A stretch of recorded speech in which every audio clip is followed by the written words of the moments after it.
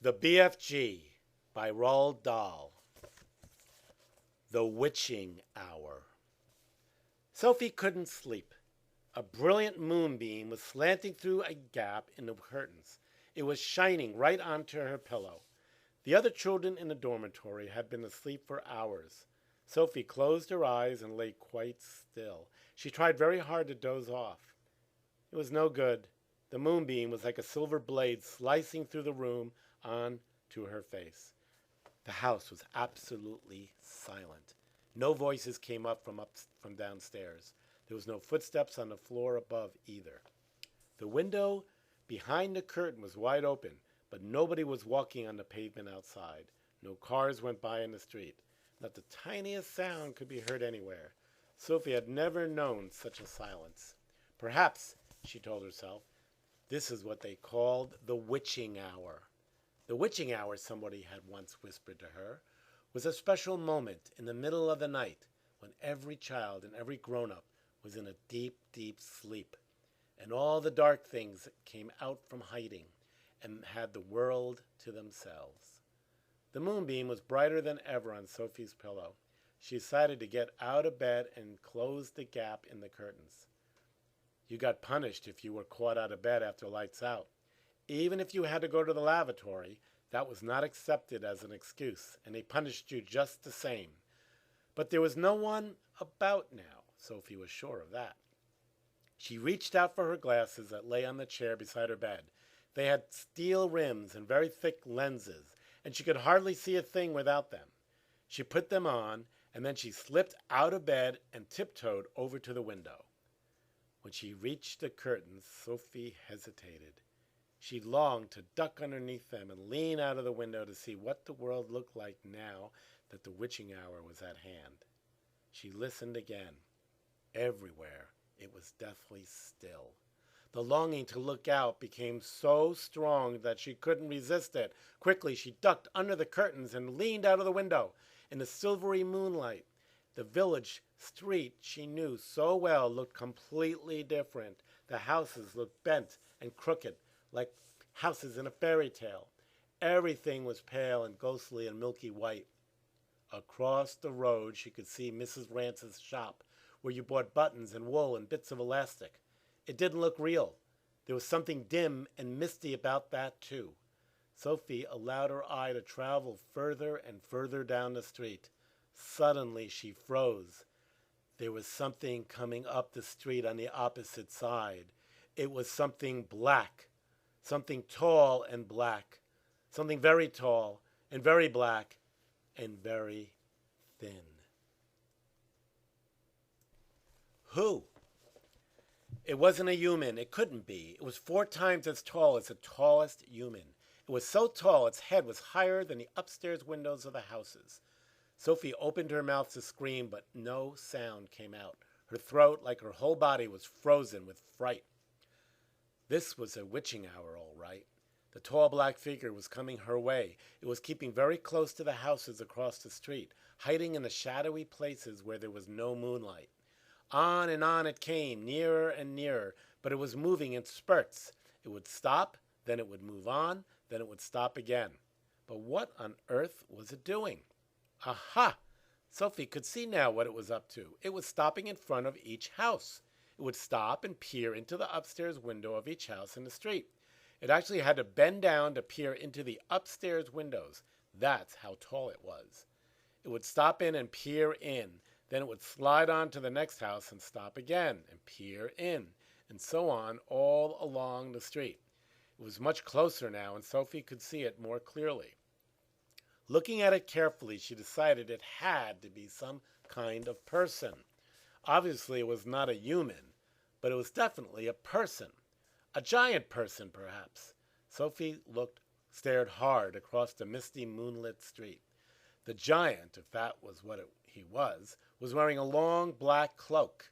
In one hand, he was holding what looked like a very long, thin trumpet. In the other hand, he held a large suitcase. The giant had stopped now, right in front of Mr. and Mrs. Gucci's house. The Guccis had a green grocer's shop in the middle of the high street, and the family lived above the shop. The two Gucci children slept in the upstairs front room. Sophie knew that. The giant was peering through the window into the room where Michael and Jane Gucci were sleeping. From across the street, Sophie watched and held her breath. She saw the giant step back a pace and put the suitcase down on the pavement. He bent over and opened the suitcase. He took something out of it. It looked like a glass jar, one of those square ones with a screw top. He unscrewed the top of the jar and poured what was in it into the end of the long trumpet thing. Sophie watched, trembling. She saw the giant straighten up again, and she saw him poke the trumpet in through the open upstairs window of the room where the Gucci children were sleeping. She saw the giant take a deep breath, and woof, he blew through the trumpet. No noise came out, but it was obvious to Sophie that whatever had been in the jar had now been blown through the trumpet into the Gucci children's bedroom. What could it be? As the giant withdrew the trumpet from the window and bent down to pick up the suitcase, he happened to turn his head and glance across the street. In the moonlight, Sophie caught a glimpse of an enormous, long, pale, wrinkly face with the most enormous ears. The nose was as sharp as a knife, and above the nose there was two bright flashing eyes, and the eyes were staring straight at Sophie. There was a fierce and devilish look about them. Sophie gave a yelp and pulled back from the window. She flew across the dormitory and jumped into her bed and hid across the blanket, under the blanket. And there she crouched, still as a mouse and tingling all over. The Snatch. Under the blanket, Sophie waited. After a minute or so, she lifted a corner of the blanket and peeped out. For the second time that night, her blood froze to ice, and she wanted to scream, but no sound came out. There, at the window, with the curtains pushed aside, was the enormous, long, pale, wrinkly face of the giant person, staring in. The flashing black eyes were fixed on Sophie's bed.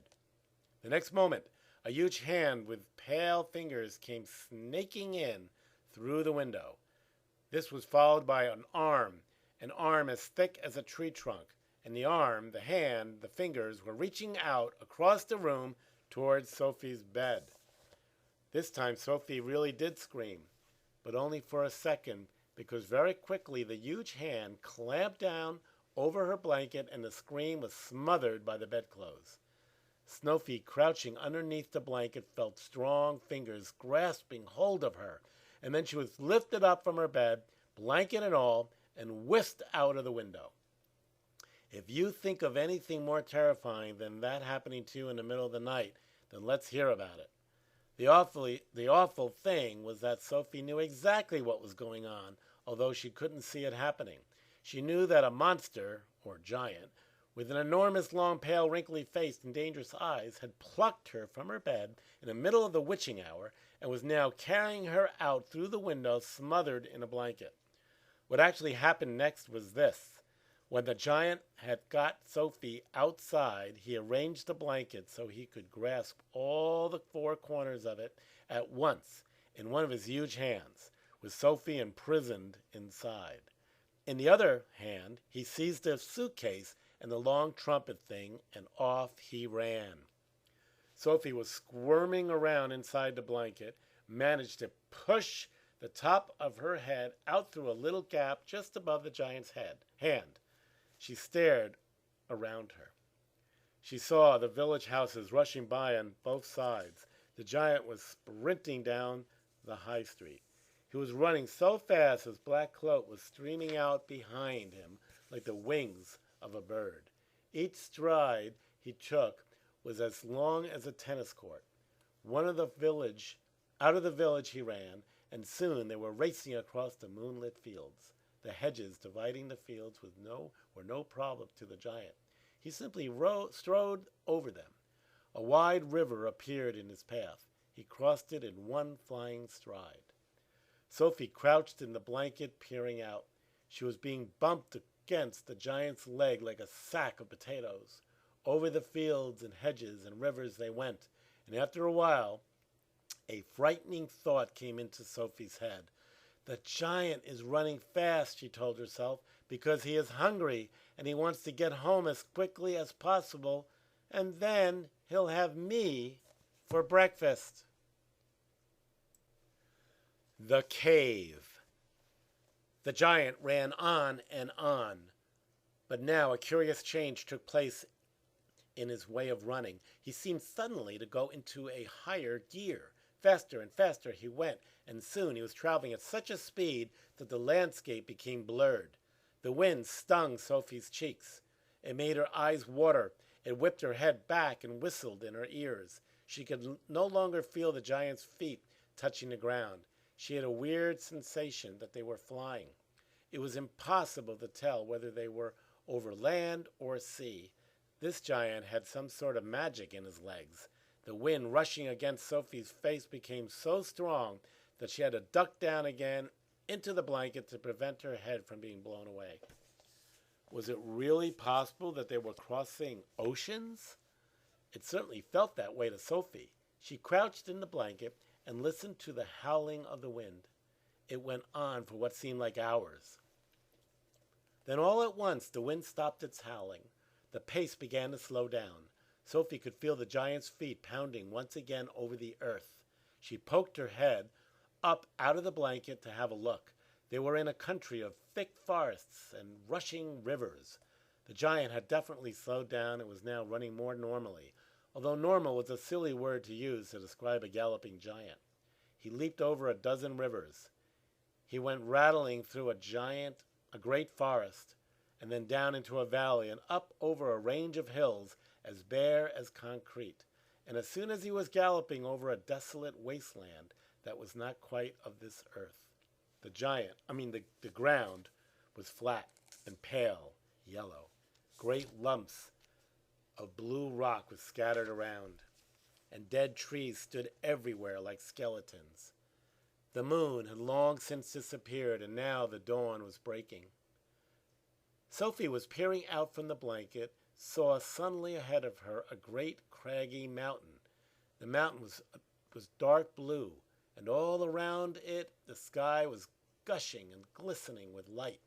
Bits of pale gold were flying among delicately frosty white flakes of cloud, and over to one side the rim of the morning sun was coming up red as blood. Right beneath the mountain, the giant stopped. He was puffing mightily. His great chest was heaving in and out. He paused to catch his breath. Directly in front of them, lying against the side of the mountain, Sophie could see a massive round stone. It was as big as a house. The giant reached out and rolled the stone to one side as easily as if it had been a football.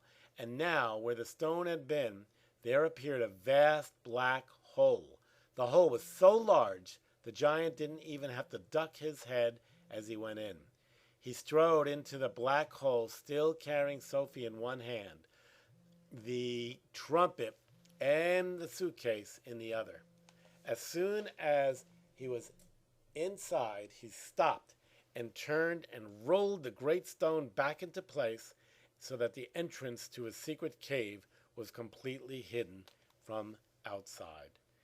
Now that the entrance had been sealed up, there was not a glint of light inside the cave. All was black. Sophie felt herself being lowered to the ground. Then the giant let go of the blanket completely. His footsteps moved away. Sophie sat there in the dark, shivering with fear. He was getting ready to eat me, she told himself. He will probably eat me raw, just as I am. Or perhaps he will boil me first. Or he will have me fried. He will drop me like a rasher of bacon into some gigantic frying pan sizzling with fat. A blaze of light suddenly lit up the whole place. Sophie blinked and stared. She saw an enormous cavern with a high rocky roof. The walls on either side were lined with shelves, and on the shelves there stood row upon row of glass jars. There were jars everywhere.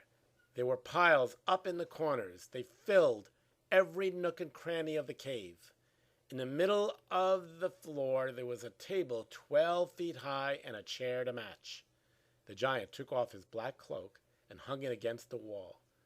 Sophie saw that under the cloak he was wearing a sort of collarless shirt and a dirty old leather waistcoat that didn't seem to have any buttons.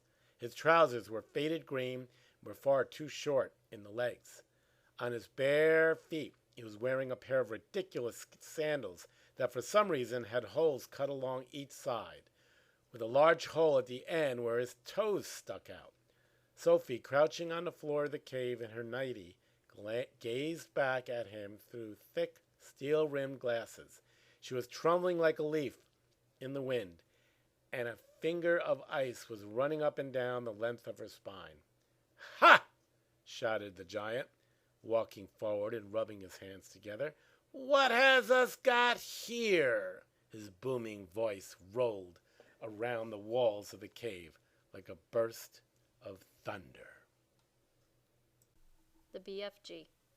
The giant picked up the trembling Sophie with one hand and carried her across the cave and put her on the table.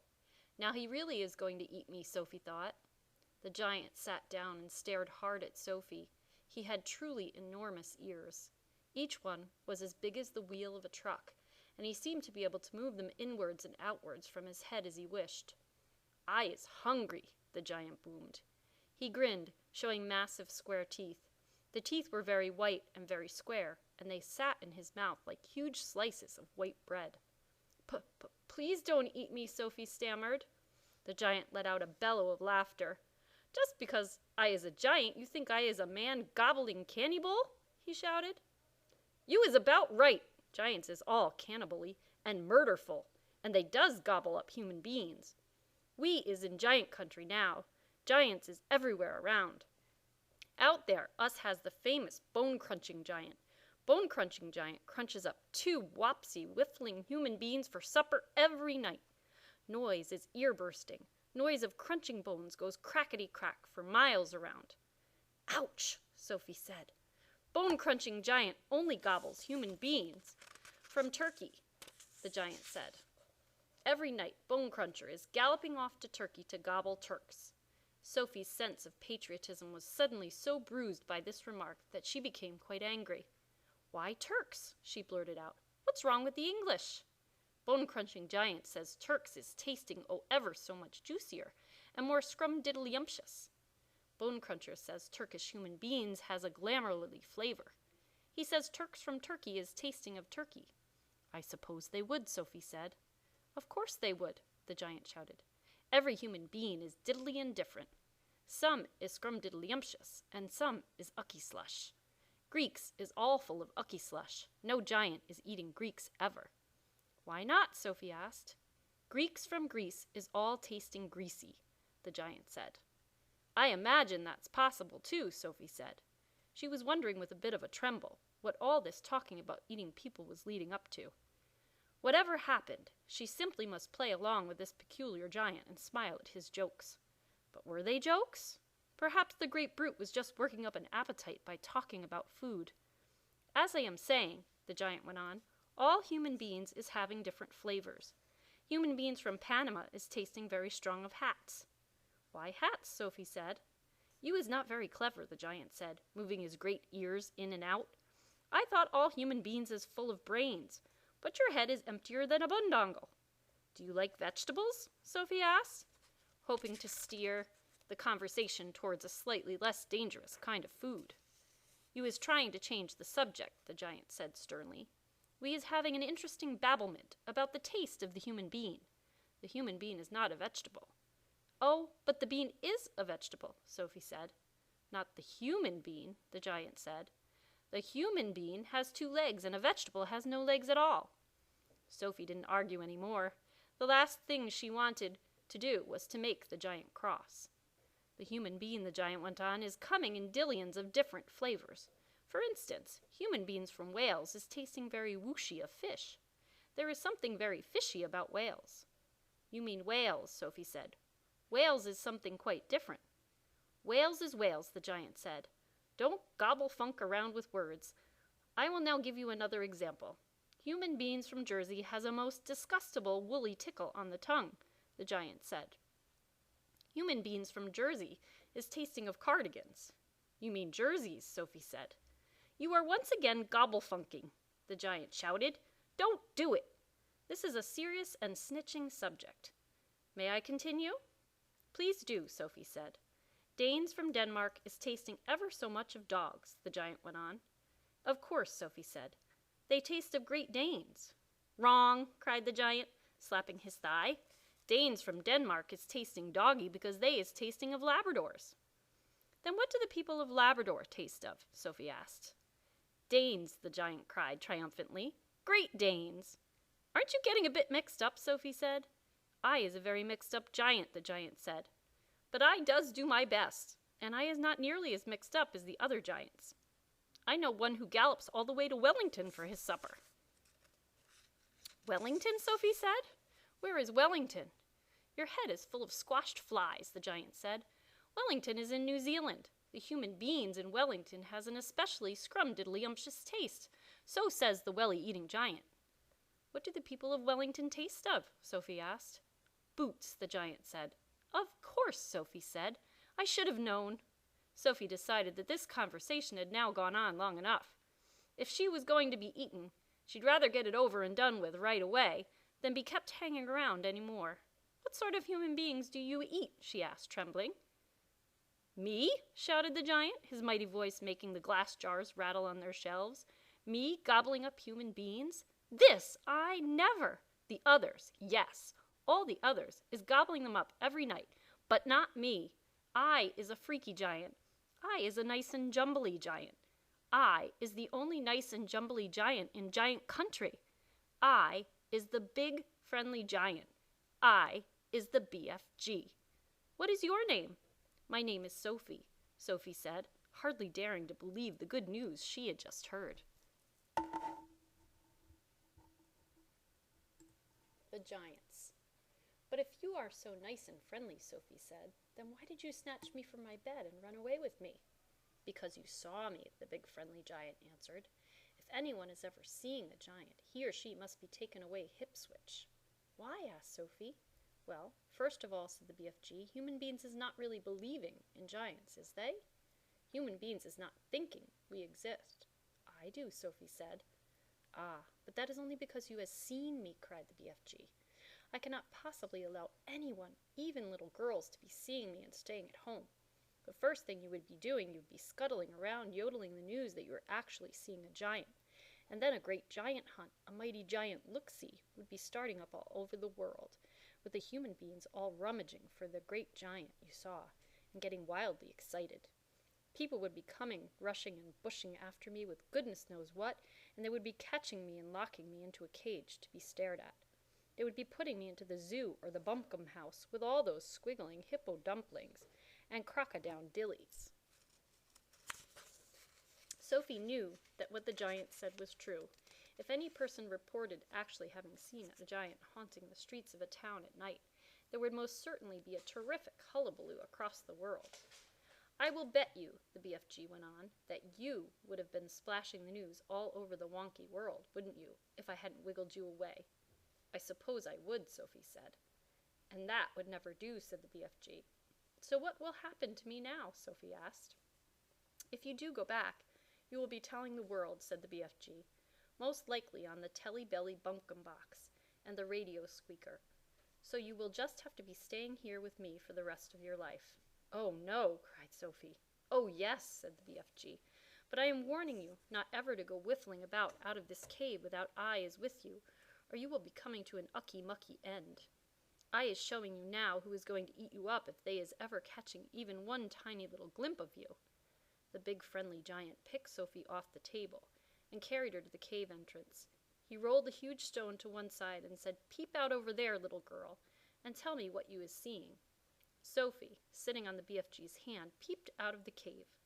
The sun was up now and shining fiery hot over the great yellow wasteland with its blue rocks and dead trees. Is you seeing them? The BFG asked. Sophie, squinting through the glare of the sun, saw several tremendous tall figures moving among the rocks. About 500 yards away, 3 or 4 others were sitting quite motionless on the rocks themselves. This is giant country, the BFG said. Those is all giants, every one. It was a brain-boggling sight. The giants were all naked except for a sort of short skirt around their waists, and their skins were burnt by the sun. But it was the sheer size of each one of them that boggled Sophie's brain most of all. They were simply colossal, far taller and wider than the big friendly giant, upon whose hand she was now sitting. And oh, how ugly they were! Many of them had large bellies. All of them had long arms and big feet. They were too far away for their faces to be seen clearly, and perhaps that was a good thing. "What on earth are they doing?" Sophie asked. "Nothing," said the BFG. "They is just moochling and foochling around and waiting for the night to come. Then they will all be galloping off to places where people is living to find their suppers." "You mean to Turkey?" Sophie said. "Bone-crunching giant will be galloping to Turkey, of course," said the BFG. "But the others will be whiffling off to all sorts of flung-away places like Wellington for the booty flavor and Panama for the hatty taste. Every giant is having his own favorite hunting ground." "Do they ever go to England?" Sophie asked. "Often," said the BFG. "They say the English is tasting ever so wonderfully of Frobscottle." "I'm not sure I quite know what that means," Sophie said. "Meanings is not important," said the BFG. "I cannot be right all the time.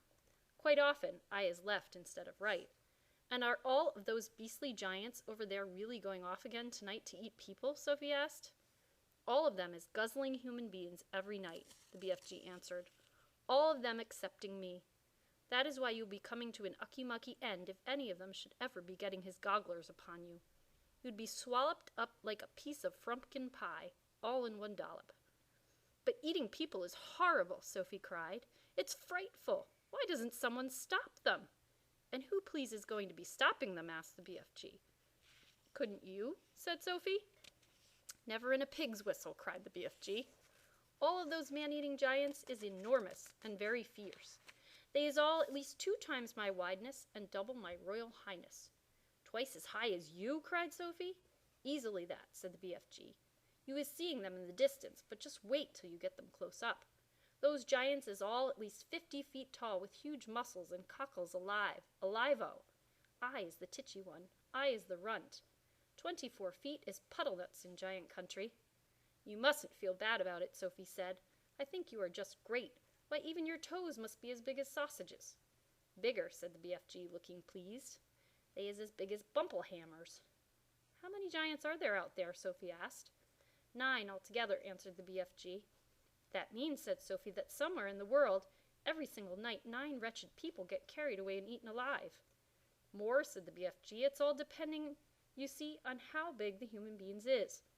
Japanese beans is very small, so a giant will need to gobble up about 6 Japanese before he is feeling full up. Others, like the Norway people and the Yankee Doodles, is ever so much bigger, and usually 2 or 3 of those makes a good tuck-in." "But do these disgusting giants go to every single country in the world?" Sophie asked. "All countries excepting Greece is getting visited some time or another," the BFG answered. "The country which a giant visits is depending on how he is feeling.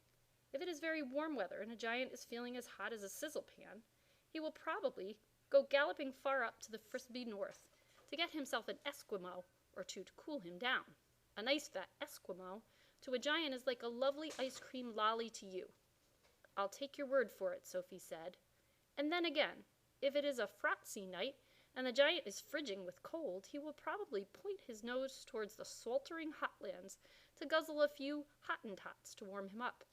"How perfectly horrible," Sophie said. "Nothing hots a cold giant up like a hot Hottentot," the BFG said.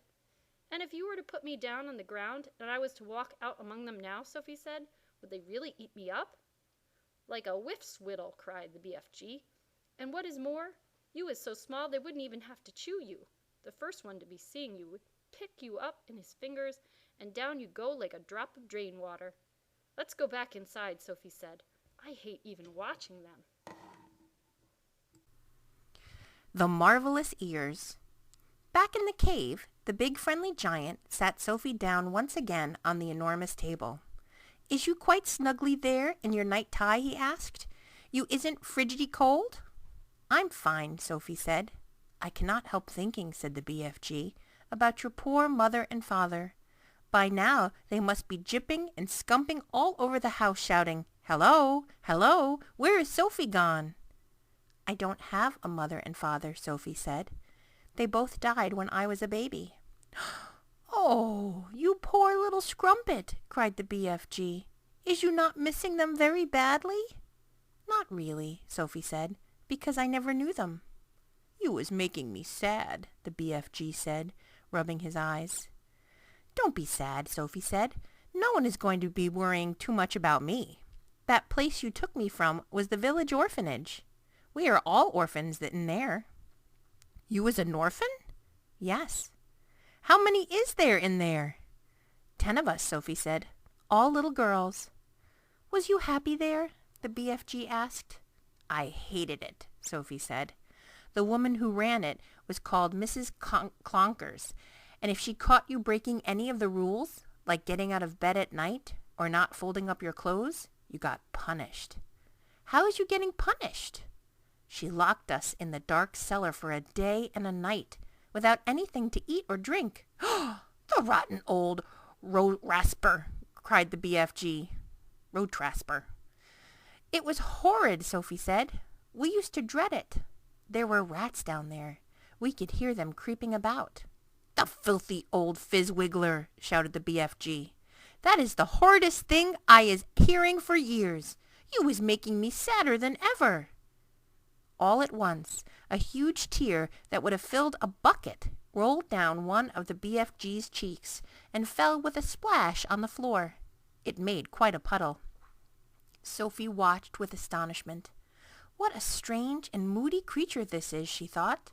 One moment he is telling me my head is full of squashed flies, and the next moment his heart is melting for me because Mrs. Clonkers locks us in the cellar. The next thing that worries me, Sophie said, is having to stay in this dreadful place for the rest of my life. The orphanage was pretty awful, but I wouldn't have been there forever, would I? All is my fault, the BFG said. I is the one who kid-snatched you. Yet another enormous tear welled from his eye and splashed onto the floor. Now I come to think of it, I won't actually be here all that long, Sophie said. I is afraid you will, the BFG said. No, I won't, Sophie said. Those brutes out there are bound to catch me sooner or later and have me for tea. I is never letting that happen, the BFG said. For a few moments the cave was silent. Then Sophie said, May I ask you a question? The BFG wiped the tears from his eyes with the back of his hand and gave Sophie a long, thoughtful stare. Shoot away, he said. Would you please tell me what you were doing in our village last night? Why were you poking that long trumpet thing into the Gucci children's bedroom and then blowing through it? Aha, cried the BFG, sitting up suddenly in his chair. Now we is getting nosier than a Parker. And the suitcase you were carrying, Sophie said. What on earth was that all about? The BFG stared suspiciously at the small girl sitting cross-legged on the table. You was asking me to tell you whoopsie big secrets, he said. Secrets that nobody is ever hearing before. I won't tell a soul, Sophie said. I swear it. How could I anyway? I'm stuck here for the rest of my life. You could be telling the other giants. No, I couldn't, Sophie said. You told me they would eat me up the moment they saw me. And so they would, said the BFG. You is a human being, and human beings is like straw buckles and cream to those giants. If they are going to eat me the moment they see me, then I wouldn't have time to tell them anything, would I? Sophie said. You wouldn't, said the BFG. Then why did you say I might? Because I is brimful of buzzburgers, the BFG said.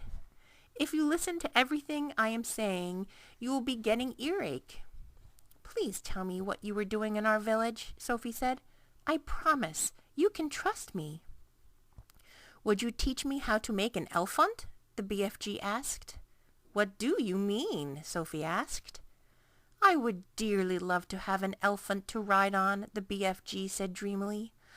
I would so much love to have a jumpy, big elephant to go riding through green forests, picking peachy fruits off the trees all day long. This is a sizzling hot, muck-frumping country we is living in. Nothing grows in it except Snazcumbers. I would love to go somewhere else and pick peachy fruits in the early morning from the back of an elf hunt." Sophie was quite moved by this curious statement. "Perhaps one day we will get you an elephant," she said, "and peachy fruits as well. Now tell me, what were you doing in our village?" "If you is really wanting to know what I am doing in your village," the BFG said, "I is blowing a dream into the bedroom of those children." "Blowing a dream?" Sophie said. "What do you mean?" "I is a dream-blowing giant," the BFG said. "When all the other giants is galloping off every what way in which to swallop human beings, I is scuttled away to other places to blow dreams into the bedrooms of sleeping children. Nice dreams. Lovely golden dreams. Dreams that is giving the dreamers a happy time." "Now hang on a minute," Sophie said. "Where do you get these dreams?" "I collect them," the BFG said, waving an arm towards all the rows and rows of bottles on the shelves. "I has billions of them." "You can't collect a dream," Sophie said. "A dream isn't something you can catch hold of." "You is never going to understand about it," the BFG said. "That is why I is not wishing to tell you." "Oh, please tell me," Sophie said. "I will understand. Go on. Tell me how to collect dreams. Tell me everything." The BFG settled himself comfortably in his chair and crossed his legs. "Dreams," he said, "is very mysterious things. They is floating around in the air like little wispy, misty bubbles. All the time they is searching for sleeping people." "Can you see them?" Sophie asked. "Never at first." "Then how do you catch them if you can't see them?" Sophie asked. "Aha," said the BFG. "Now we is getting on to the dark and dusky secrets. I won't tell a soul." "I is trusting you," the BFG said. He closed his eyes and sat quite still for a moment while Sophie waited. "A dream," he said, "as it goes whiffling through the night air, is making a tiny little buzzing, humming noise. But this little buzzy hum is so silvery soft it is impossible for a human being to hear it." "Can you hear it?" Sophie asked. The BFG pointed up at his enormous truck wheel ears, which he now began to move in and out. He performed this exercise proudly, with a little proud smile on his face. "Is you seeing these?" he asked. "How could I miss them?" Sophie said. "They may be looking a bit preposterous to you," the BFG said, "but you must believe me when I say they is very extra usual ears indeed. They is not to be coughed at." "I'm quite sure they're not," Sophie said. "They is allowing me to hear absolutely every single twiddly little thing." "You mean you can hear things I can't?" Sophie said. "Ha! You is deaf as a dumpling compared with me," cried the BFG. "You is hearing only thumping loud noises with those little earwigs of yours. But I am hearing all the secret whisperings of the world." "Such as what?" Sophie asked. "In your country," he said, "I is hearing the footsteps of a lady bird as she goes walking across a leaf." "Honestly?" Sophie said, beginning to be impressed. "What's more, I is hearing those footsteps very loud," the BFG said. "When a lady bird is walking across a leaf, I is hearing her feet going clumpity, clumpity, clump, like giant's footsteps." "Good gracious me," Sophie said. "What else can you hear?" "I is hearing the little ants chittering to each other as they scuttle around in the soil." "You mean you can hear ants talking?" "Every single word," the BFG said, "although I is not exactly understanding their language." "Go on," said Sophie. "Sometimes, on a very clear night," the BFG said, "and if I is swingling my ears in the right direction," and here he swiveled his great ears upwards so they were facing the ceiling. "If I is swingling them like this and the night is very clear, I is sometimes hearing faraway music coming from the stars in the sky. A queer little shiver passed through Sophie's body. She sat very quiet, waiting for more. My ears is what told me you was watching me out of your window last night, the BFG said. But I didn't make a sound, Sophie said. I was hearing your heart beating across the road, the BFG said, loud as a drum. Go on, Sophie said, please. I can hear plants and trees. Do they talk? Sophie asked. They is not exactly talking, the BFG said, but they is making noises. For instance, if I come along and I is picking a lovely flower, if I is twisting the stem of the flower till it breaks, then the plant is screaming. I can hear it screaming and screaming very clear. You don't mean it, Sophie cried. How awful! It is screaming, just like you would be screaming if someone was twisting your arm right off. Is that really true? Sophie asked. You think I is swizz-figgling you? It is rather hard to believe. Then I is stopping right here, said the BFG sharply. I is not wishing to be called a fibster. Oh no, I'm not calling you anything, Sophie cried. I believe you, I really do. Please, go on. The BFG gave her a long, hard stare. Sophie looked right back at him, her face open to his. I believe you, she said softly. She had offended him. She could see that. I wouldn't ever be fibbling to you, he said.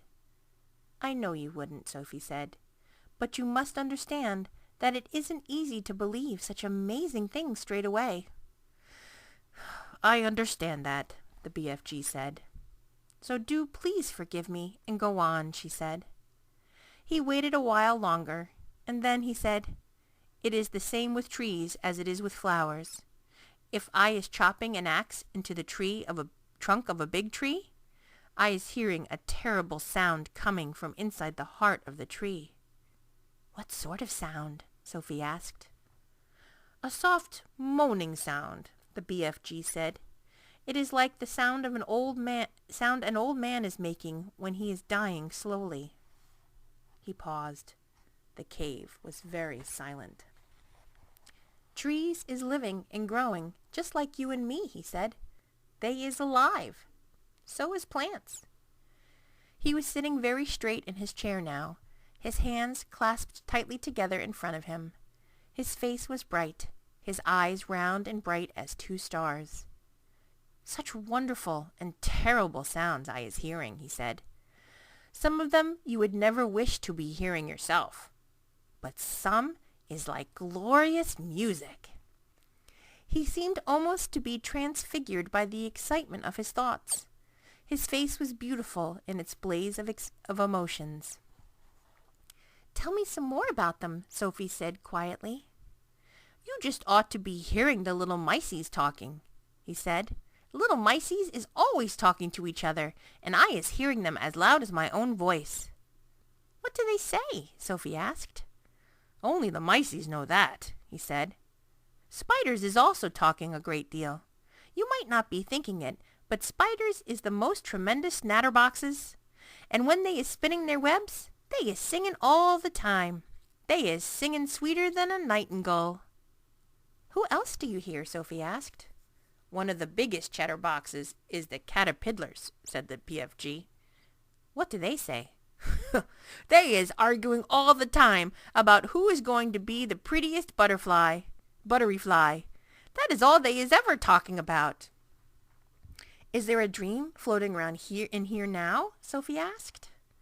The BFG moved his great ears this way and that, listening intently. He shook his head. There is no dream in here, he said, except in the bottles. I has a special place to go for catching dreams. They is not often coming to giant country. How do you catch them? The same way you is catching butterflies, the BFG answered, with a net. He stood up and crossed over to a corner of the cave where a pole was leaning against the wall. The pole was about 30 feet long, and there was a net on the end of it. Here is the dream catcher, he said, grasping the pole in one hand. Every morning I is going out and snitching new dreams to put in my bottles. Suddenly, he seemed to lose interest in the conversation. "I is getting hungry," he said. "It is time for eats." Snazcumbers. "But if you don't eat people like all the others," Sophie said, "then what do you live on?" "That is a squelching tricky problem around here," the BFG answered. "In this slosh-flunking giant country, happy eats like pineapples and pig winkles is simply not growing. Nothing is growing except for one extremely icky-poo vegetable. It is called the Snazcumber." "The Snazcumber!" cried Sophie. "There's no such thing." The BFG looked at Sophie and smiled, showing about 20 of his square white teeth. "Yesterday," he said, "we was not believing in giants, was we? Today, we is not believing in Snazcumbers. Just because we happen not to have actually seen something with our own 2 little winkles, we think it is not existing. What about, for instance, the great squizzly Scotch hopper?" "I beg your pardon?" Sophie said. "And the humble crimp?" "What's that?" Sophie said. "And the rap rascal?" "The what?" Sophie said. "And the crumplescottle?" "Are they animals?" Sophie asked. "They is common animals," said the BFG contemptuously. "I is not a very know-all giant myself, but it seems to me that you is an absolutely know-nothing human being. Your brain is full of rotten wool." "You mean cotton wool," Sophie said. "What I mean and what I say is 2 different things," the BFG announced rather grandly. "I will now show you a Snazcumber." The BFG flung open a massive cupboard and took out the weirdest-looking thing Sophie had ever seen. It was about half as long again as an ordinary man, but was much thicker. It was as thick around its girth as a preambulator. It was black with white stripes along its length, and it was covered all over with coarse knobbles. "Here is the repulsant Snazcumber," cried the BFG, waving it about. "I squoggle it, I mispise it, I dispunge it. But because I is refusing to gobble up human beings like the other giants, I must spend my life guzzling up icky-poo Snazcumbers instead. If I don't, I will be nothing but skin and groans." "You mean skin and bones," Sophie said. "I know it is bones," the BFG said, "but please understand that I cannot be helping it if I sometimes is saying things a little squiggly. I is trying my very best all the time." The big friendly giant looked suddenly so forlorn that Sophie got quite upset. "I'm sorry," she said. "I didn't mean to be rude. There never was any schools to teach me talking in giant country," the BFG said sadly. "But couldn't your mother have taught you?" Sophie asked. "My mother?" cried the BFG. "Giants don't have mothers. Surely you is knowing that." "I did not know that," Sophie said. "Who ever heard of a woman giant?" shouted the BFG, waving the Snazcumber around his head like a lasso. "There never was a woman giant, and there never will be one. Giants is always men." Sophie felt herself getting a little muddled. "In that case," she said, "how were you born?"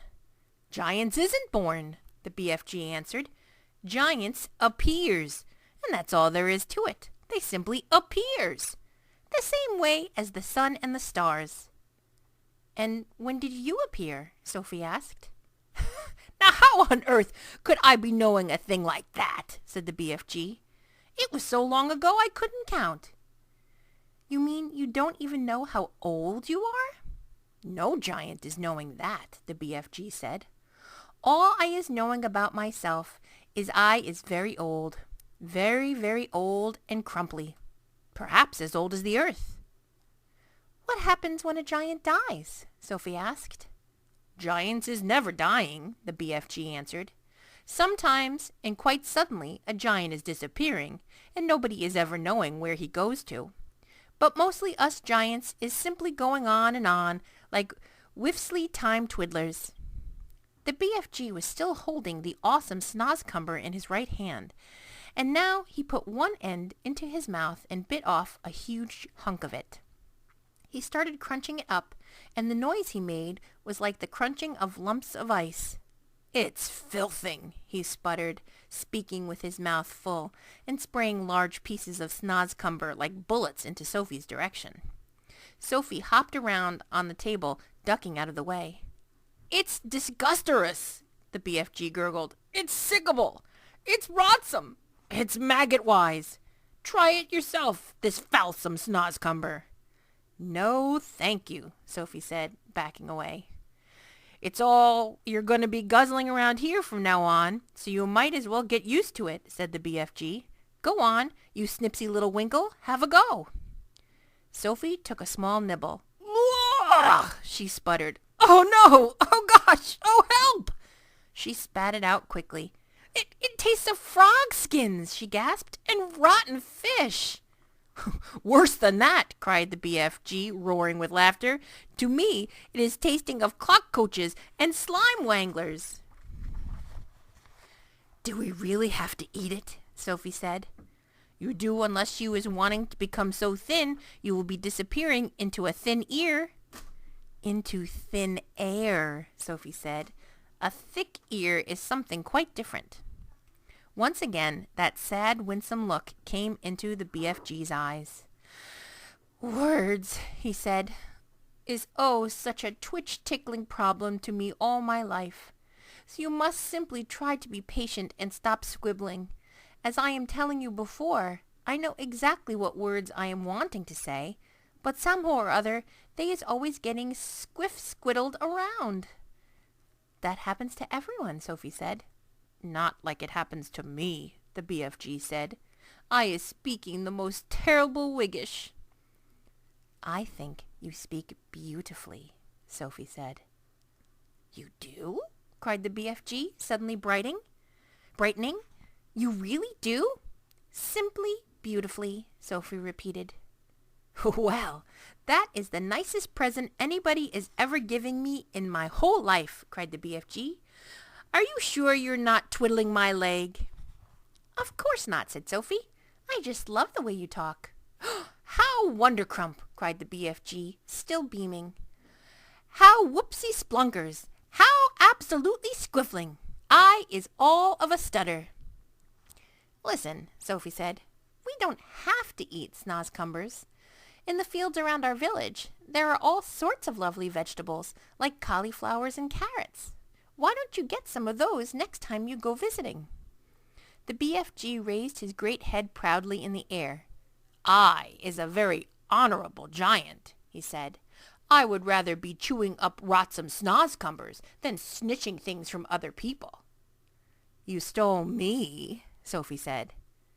"I did not steal you very much," said the BFG, smiling gently. "After all, you is only a tiny little girl." The Bloodbottler. Suddenly, a tremendous thumping noise came from outside the cave entrance, and a voice like thunder shouted, "Runt, is you there, Runt? I is hearin' you jabbelin'. Who is you jabbelin' to, Runt?" "Look out!" cried the BFG. "It's the Bloodbottler." But before he had finished speaking, the stone was rolled aside, and a 50-foot giant, more than twice as tall and wide as the BFG, came striding into the cave. He was naked except for a dirty little piece of cloth around his bottom. Sophie was on the tabletop. The enormous, partly eaten Snazcumber was lying near her. She ducked behind it.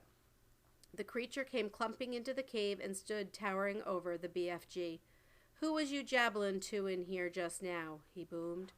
"I is jabbelin' to myself," the BFG answered. "Pifflefizz," shouted the Bloodbottler. "Bug swallop," he boomed. "You is talkin' to a human being. That's what I is thinkin'." "No, no," cried the BFG. "Yes, yes," boomed the Bloodbottler. "I is guessin' you has snitched away a human being and brought it back to your bunghole as a pet. So now I is winklin' it out and guzzlin' it as extra snacks before my supper." The poor BFG was very nervous. "There's no one in here," he stammered. "Why don't you leave me alone?" The Bloodbottler pointed a finger as large as a tree trunk at the BFG. Runty little scum-screwer, he shouted. Piffling little swish-figgler, squimpy little bottle-wort, prunty little pog-swizzler. I is now going to search the primroses. He grabbed the BFG by the arm. And you is going to help me do it. Us together is going to winkle out this tasteful little human being, he shouted. The BFG had intended to whisk Sophie off the table as soon as he got the chance and hide her behind his back, but now there was no hope of doing this. Sophie peered around the chewed-off end of the enormous Snazcumber, watching the two giants as they moved away down the cave.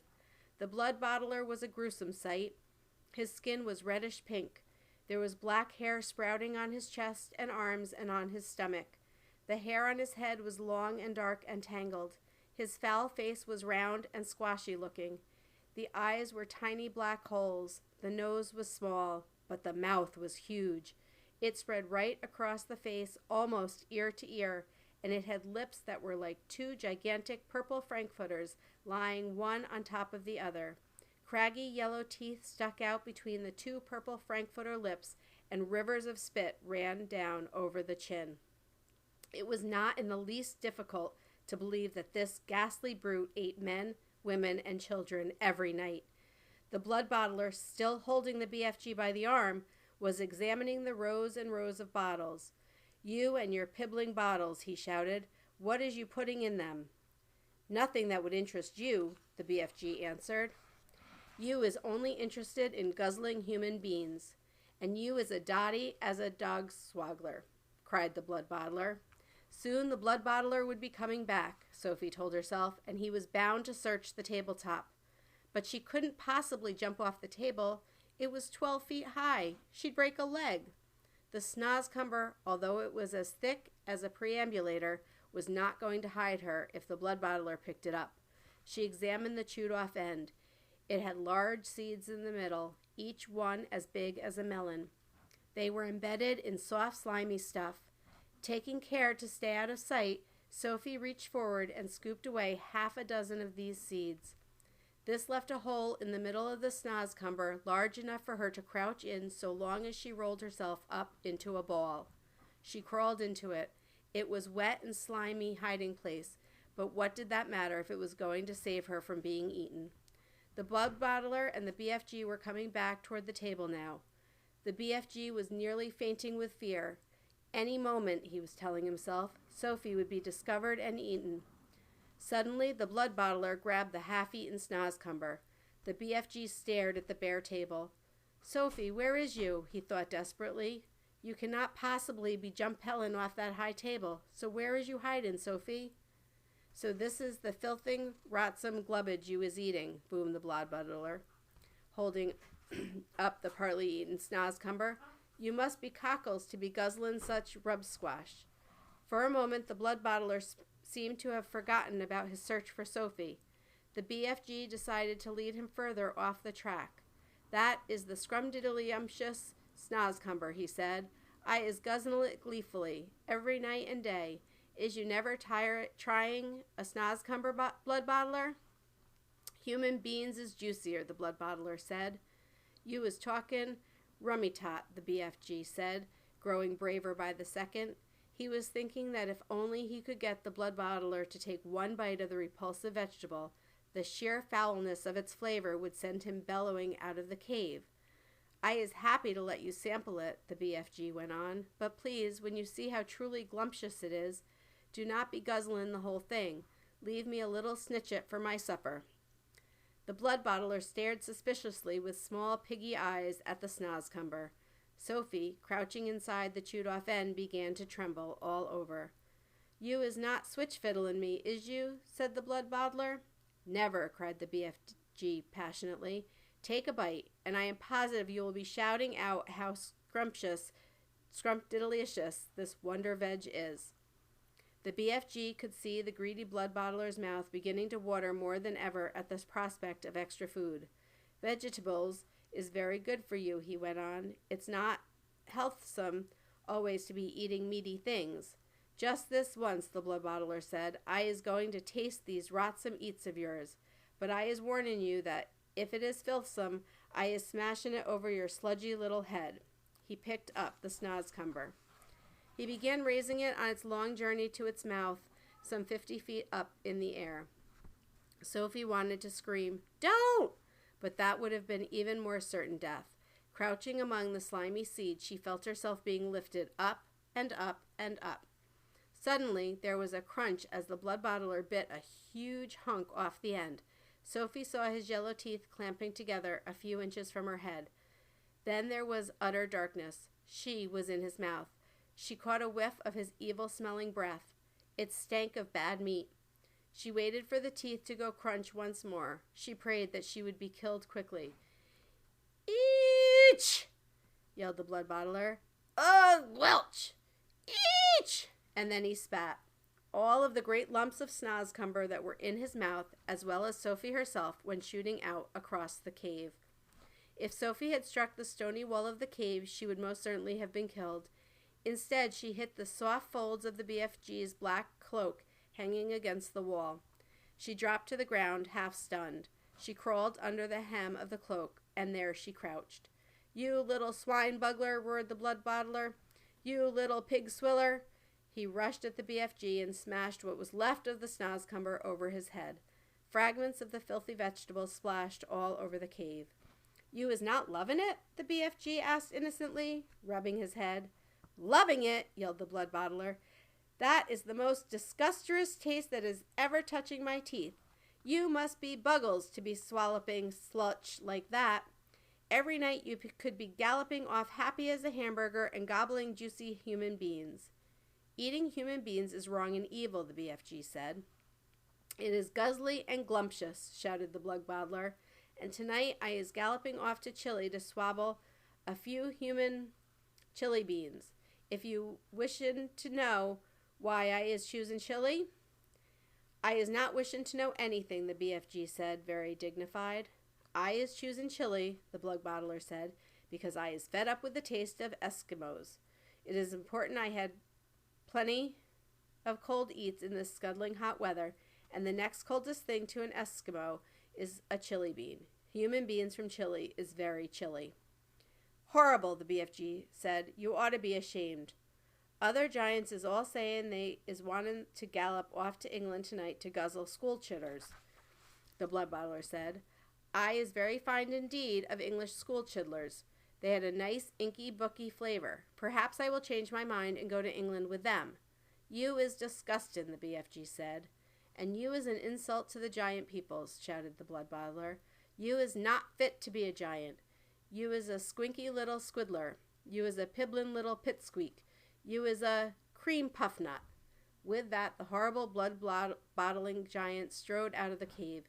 The BFG ran to the cave entrance and quickly rolled the stone back into place. "Sophie," he whispered. "Sophie, where is you? Sophie!" Sophie emerged from under the hem of the black cloak. "I'm here," she said. The BFG picked her up and held her tenderly in the palm of his hand. "Oh, I is so happy to be finding you all in one lump," he said. "I was in his mouth," Sophie said. "You was what?" cried the BFG. Sophie told him what had happened. "And there I was telling him to eat the filthsome Snazcumber, and you was all the time inside it," the BFG cried. "Not much fun," Sophie said. "Just look at you, you poor little chiddler," cried the BFG. "You is all covered in Snazcumber and giant spit."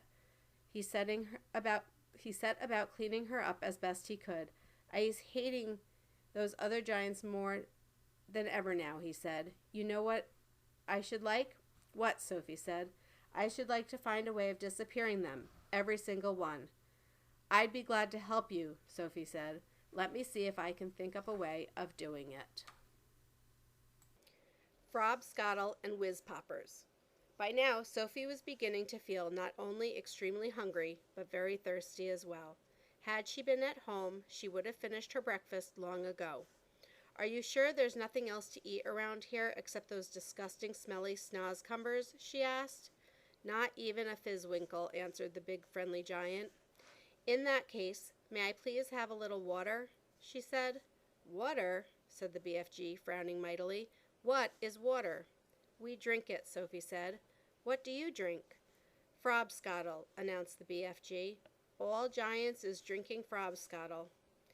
"Is it as nasty as your Snazcumbers?" Sophie asked. "Nasty?" cried the BFG. Never is it nasty. Frobscottle is sweet and jumbly. He got up from his chair and went to a second huge cupboard. He opened it and took out a glass bottle that must have been 6 feet tall. The liquid inside it was pale green, and the bottle was half full. Here is Frobscottle, he cried, holding the bottle up proud and high as though it contained some rare wine. Delumptious, fizzy Frobscottle, he shouted. He gave it a shake, and the green stuff began to fizz like mad. But look, it's fizzing the wrong way, Sophie cried, and indeed it was. The bubbles, instead of traveling upwards and bursting on the surface, were shooting downwards and bursting at the bottom. A pale green frothy fizz was forming at the bottom of the bottle. What on earth is you meanin' the wrong way? Asked the BFG.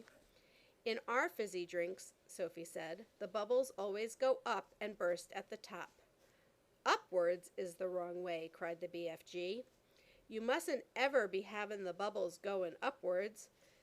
That the most flush-bunkin' rubbish I ever is hearing. Why do you say that? Sophie asked. You is asking me why? Cried the BFG, waving the enormous bottle around as though he were conducting an orchestra. You is actually meaning to tell me you cannot see why it is a scrawny mistake to have the bubbles flying up instead of down? You said it was flush-bunking. Now you say it's scrawny. Which is it? Sophie asked politely. Both, cried the BFG. It is a flush-bunking and a scrawny mistake to let the bubbles go upwards. If you can't see why, you must be as quacky as a duck-hound. By Ringo, your head must be so full of frog-squinkers and buzzwangles. I is frittered if I know how you can think at all. Why shouldn't the bubbles go upwards? Sophie asked. I will explain, said the BFG. But tell me first what name is you calling your Frobscottle by? One is Coke, Sophie said. Another is Pepsi. There are lots of them. And the bubbles is all going up? They all go up, Sophie said. Catastrophe, cried the BFG. Upgoing bubbles is a catastrophe disastrophe. Will you please tell me why? Sophie said. If you will listen carefully, I will try to explain, said the BFG. But your brain is so full of bug whiffles, I doubt you will ever understand. I'll do my best, Sophie said patiently. Very well, then. When you is drinking this cokey drink of yours, said the BFG, it is going straight down into your tummy. Is that right, or is it left? It's right, Sophie said. And the bubbles is going also into your tummy. Right or left? Right again, Sophie said. And the bubbles is fizzing upwards? Of course, Sophie said. Which means, said the BFG, that they will all come swish-whifflin' up your throat and out your mouth and make a falsome belchy burp. That is often true, Sophie said, but what's wrong with a little burp now and again? It's sort of fun. Burping is filthsome, the BFG said. Us giants is never doing it. But with your drink, Sophie said, what was it you called it? Frobscottle, said the BFG. With Frobscottle, Sophie said, the bubbles in your tummy will be going downwards, and that could have a far nastier result. Why nasty? Asked the BFG, frowning. Because, Sophie said, blushing a little, if they go down instead of up, they'll be coming out somewhere else with an even louder and ruder noise. A whizpopper, cried the BFG, beaming at her. Us giants is making whizpoppers all the time. Whiz-popping is a sign of happiness.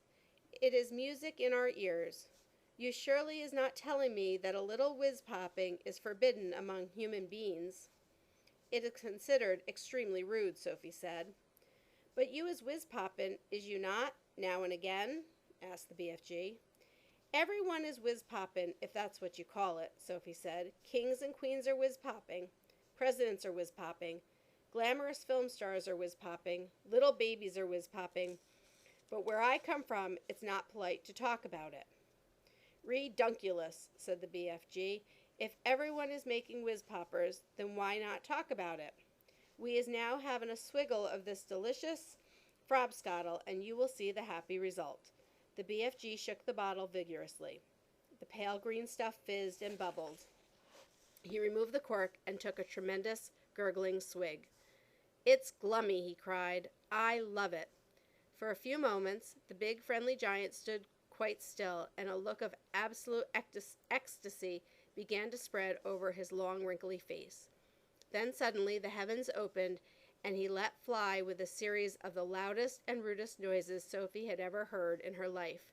They reverberated around the walls of the cave like thunder, and the glass jars rattled on their shelves. But most astonishing of all, the force of the explosions actually lifted the enormous giant clear off his feet like a rocket. "Whoopee!" he cried when he came down to earth again. "Now that is a whiz-poppin' for you." Sophie burst out laughing. She couldn't help it. "Have some yourself," cried the BFG, tipping the neck of the enormous bottle towards her. "Don't you have a cup?" Sophie asked. "No cups, only bottle." Sophie opened her mouth, and very gently the BFG tipped the bottle forward and poured some of the fabulous Frobscottle down her throat. And oh gosh, how delicious it was! It was sweet and refreshing. It tasted of vanilla and cream with just the faintest trace of raspberries on the edge of the flavor. And the bubbles were wonderful.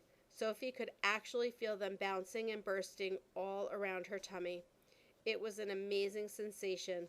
It felt as though hundreds of tiny people were dancing a jig inside her and tickling her with their toes. It was lovely. "It's lovely," she cried. "Just wait," said the BFG, flapping his ears. Sophie could feel the bubbles traveling lower and lower down her tummy, and then suddenly, inevitably, the explosion came. The trumpets sounded, and she too made the walls of the cavern ring with the sound of music and thunder. "Bravo!" shouted the BFG, waving the bottle. "You is very good for a beginner. Let's have some more." Journey to Dream Country. After the mad Frobscottle party was over, Sophie settled herself again on top of the enormous table. "You is feeling better now?" asked the big friendly giant. "Much better, thank you," Sophie said. "Whenever I is feeling a bit scrawty," the BFG said, "a few gollops of Frobscottle is always making me hopscotchy again." "I must say, it's quite an experience," Sophie said. "It's a raz-twizzler," the BFG said. "It's gloriumptious." He turned away and strode across the cave and picked up his dream-catching net. "I is galloping off now," he said, "to catch some more wopsy whiffling dreams for my collection. I is doing this every day without missing. Is you wishing to come with me?" "Not me, thank you very much," Sophie said. "Not with those other giants lurking outside." "I is snuggling you very cozy into the pocket of my waistcoat," the BFG said. "Then no one is seeing you." Before Sophie could protest, he had picked her up off the table and popped her into the waistcoat pocket. There was plenty of room in there. "Is you wishing for a little hole to peep out from?" he asked her. "There's one here already," she said. She had found a small hole in the pocket, and when she put one eye close to it, she could see out very well indeed. She watched the BFG as he bent down and filled his suitcase with empty glass jars. He closed the lid, picked up the suitcase in one hand, took the pole with the net in the other hand, and marched toward the entrance of the cave. As soon as he was outside, the BFG set off across the great hot yellow wasteland where the blue rocks lay and the dead trees stood, and where all the other giants were skulking about. Sophie, squatting low on her heels in the pocket of the leather waistcoat, had one eye glued to the little hole. She saw the group of enormous giants about 300 yards ahead. "Hold your breaths," the BFG whispered down to her. "Cross your figglers. Here we go. We is going right past all these other giants. Is you seeing that whopping great one, the one nearest to us?" I see him," Sophie whispered back, quivering. "That is the horriblest of them all, and the biggest of them all. He is the flesh-lump-eating giant." I don't want to hear about him," Sophie said. "He is 54 feet high," the BFG said softly as he jogged along, "and he is swalloping human beings like they are sugar lumps, 2 or 3 at a time." "You're making me nervous," Sophie said. "I is nervous myself," the BFG whispered. "I always get jumpsy as a jog hopper when the flesh lump-eating giant is around." "Keep away from him," Sophie pleaded. "Not possible," the BFG answered. "He is galloping easily 2 times as quickly as me." "Shall we turn back?" Sophie said. "Turning back is worse," the BFG said. "If they is seeing me running away, they is all giving chase and throwing rocks." "They would never eat you, though, would they?" Sophie asked. "Giants is never guzzling other giants," the BFG said. "They is fighting and squarreling a lot with each other, but never guzzling. Human beings is much more tasty to them." The giants had already spotted the BFG, and all heads were turned, watching him as he jogged forward. He was aiming to pass well to the right of the group. Through her little peephole, Sophie saw the flesh lump-eating giant moving over to intercept them. He didn't hurry. He just loped over casually to point to where the BFG would have to pass. The others loped after him. Sophie counted 9 of them all together, and she recognized the Bloodbottler in the middle of them. They were bored. They had nothing to do until nightfall. There was an air of menace about them as they loped slowly across the plain with their long, lolloping strides, heading for the BFG. "Here comes the runty one," boomed the flesh lump-eater. "Ho, ho there, runty one! Where is your splotchwinkling away to in such a hefty hurry?" He shot out an enormous arm and grabbed the BFG by the hair. The BFG didn't struggle. He simply stopped and stood quite still and said, "Be so kind as to letting go of my hair, flesh lump-eater." The flesh lump-eater released him and stepped back a pace. The other giants stood around, waiting for the fun to start. "Now then, you little grobsquiffler," boomed the flesh lump-eater. "We is all of us wanting to know where you galloping off to every day in the daytime. Nobody ought to be galloping off anywhere until it gets dark. The human beings could easily be spotting you and starting a giant hunt, and we is not wanting that to happen, is we not?" "We is not," shouted the other giants. "Go back to your cave, runty one." "I is not galloping to any human bean country," the BFG said. "I is going to other places." "I is thinking," said the flesh lump-eater, "that you is catching human beings and keeping them as pets." "Right you is," cried the Bloodbottler. "Just now I is hearing him chittering away to one of them in his cave." "You is welcome to go back and search my cave from frack to bunt," the BFG answered. "You can go looking into every crook and nanny. There is no human beans, or stringy beans, or runner beans, or jelly beans, or any other beans in there." Sophie crouched still as a mouse inside the BFG's pocket. She hardly dared to breathe. She was terrified she might sneeze. The slightest sound or movement would give her away. Through the tiny peephole, she watched the giants clustering around the poor BFG. How revolting they were! All of them had piggy little eyes and enormous mouths. When the flesh lump-eater was speaking, she got a glimpse of his tongue. It was jet black, like a slab of black steak. Every one of them was more than twice as tall as the BFG. Suddenly, the flesh lump-eater shot out 2 enormous hands and grabbed the BFG around the waist. He tossed him high in the air and shouted, "Catch him, man-hugger!" The man-hugger caught him, but the other giants spread out quickly in a large circle, each giant about 20 yards from his neighbor, preparing for the game they were going to play. Now the man-hugger threw the BFG high and far, shouting, "Catch him, Bone Crusher!" The Bone Cruncher ran forward and caught the tumbling BFG and immediately swung him up again. "Catch him, child chewer!" he shouted. And so it went on. The giants were playing ball with the BFG, vying with each other to see who could throw him the highest. Sophie dug her nails into the side pocket. trying to prevent herself from tumbling out when she was upside down. She felt as though she were in a barrel going over the Niagara Falls. And all the time there was this fearful danger that one of the giants would fail to catch the BFG and he would go crashing to the ground. "Catch him, Meat Dripper!" "Catch him, Gizzard Gulper!" "Catch him, Maid Masher!" "Catch him, Blood Blottler!" "Catch him! Catch him! Catch him!" In the end, they got bored with this game. They dumped the poor BFG on the ground. He was dazed and shattered. They gave him a few kicks and shouted, "Run, you little runt! Let us be seeing how fast he was galloping!" The BFG ran. What else could he do? The giants picked up rocks and hurled them after him. He managed to dodge them. "Ruddy little runt!" they shouted. "Trodgy little twit! Shrivelly little shrimp! Mucky little midget! Squaggly little squib! Grobby little grub!" At last the BFG got clear of them, and in another couple of minutes the pack of giants was out of sight over the horizon. Sophie popped her head up from the pocket. "I didn't like that," she said.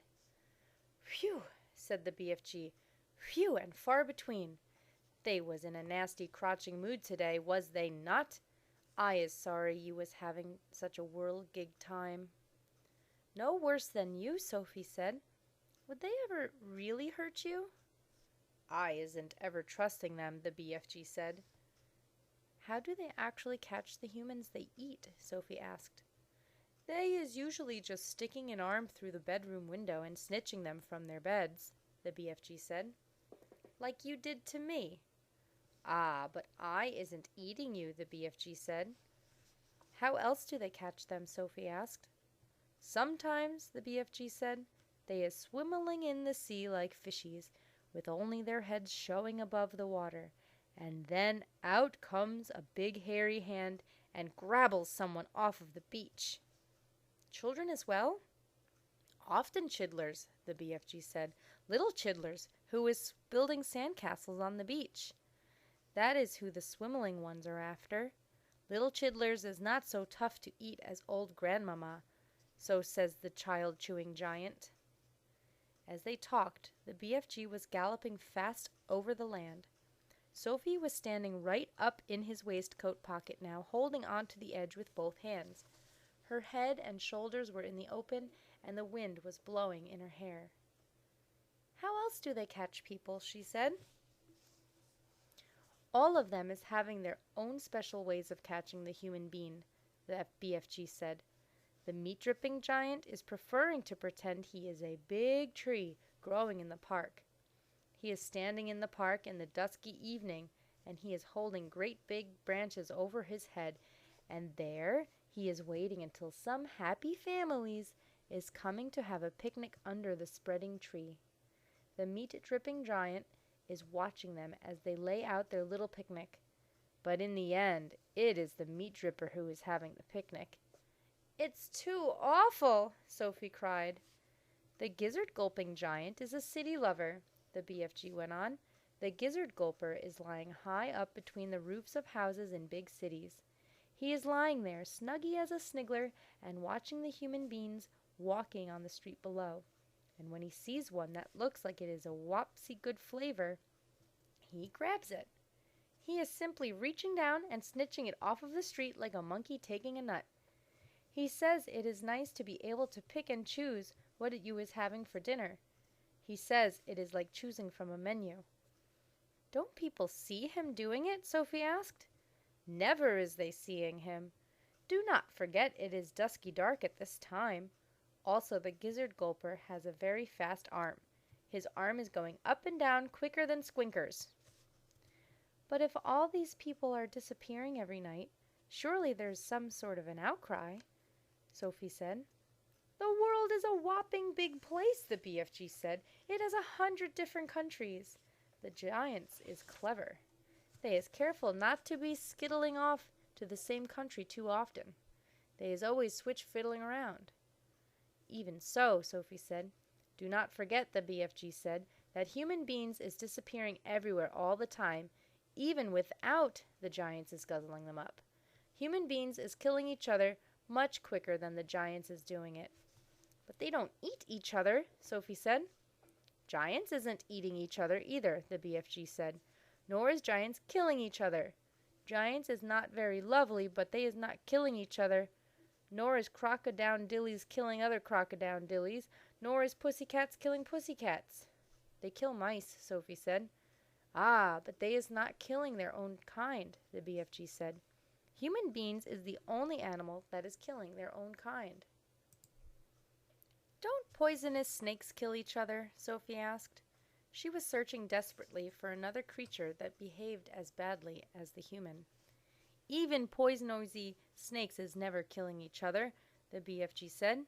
Nor is the most fearsome creatures like tigers and rhinoceros. None of them is ever killing their own kind. Has you ever thought about that? Sophie kept silent.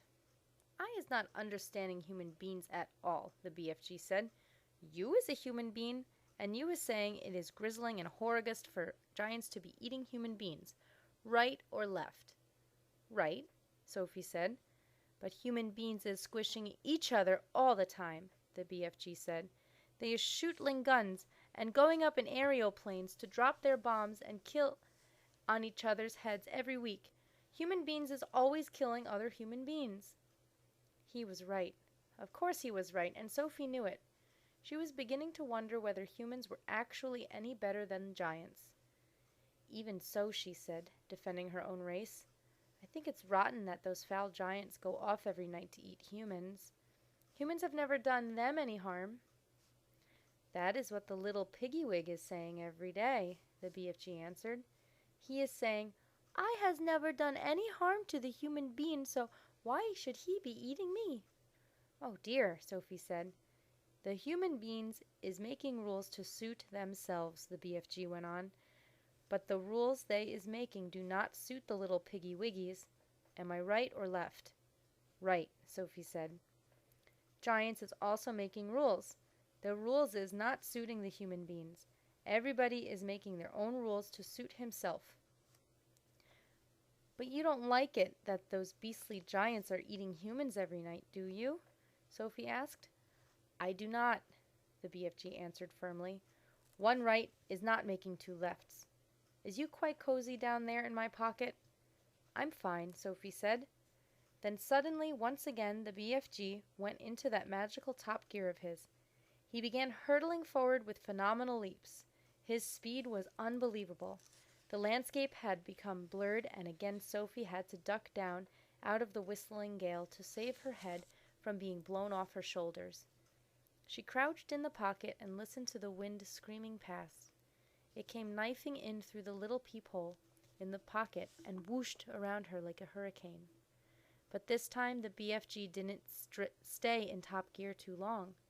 It seemed as though he had had some barrier to cross, a vast mountain perhaps, or an ocean, or a great desert, but having crossed it, he once again slowed down to his normal gallop, and Sophie was able to pop her head up and look out once more at the view.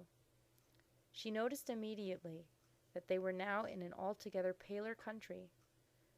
The sun had disappeared over a film of vapor. The air was becoming cooler every minute. The land was flat and treeless, and there seemed to be no color in it at all. Every minute the mist became thicker, the air became colder still, and everything became paler and paler until soon there was nothing but gray and white all around them. They were in a country of swirling mists and ghostly vapors. There was some sort of grass underfoot, but it was not green. It was ashy green. There was no sign of a living creature, and no sign at all except for the soft thud of the BFG's footsteps as he hurtled on through the fog. Suddenly he stopped. We is here at last, he announced. He bent down and lifted Sophie from his pocket and put her on the ground.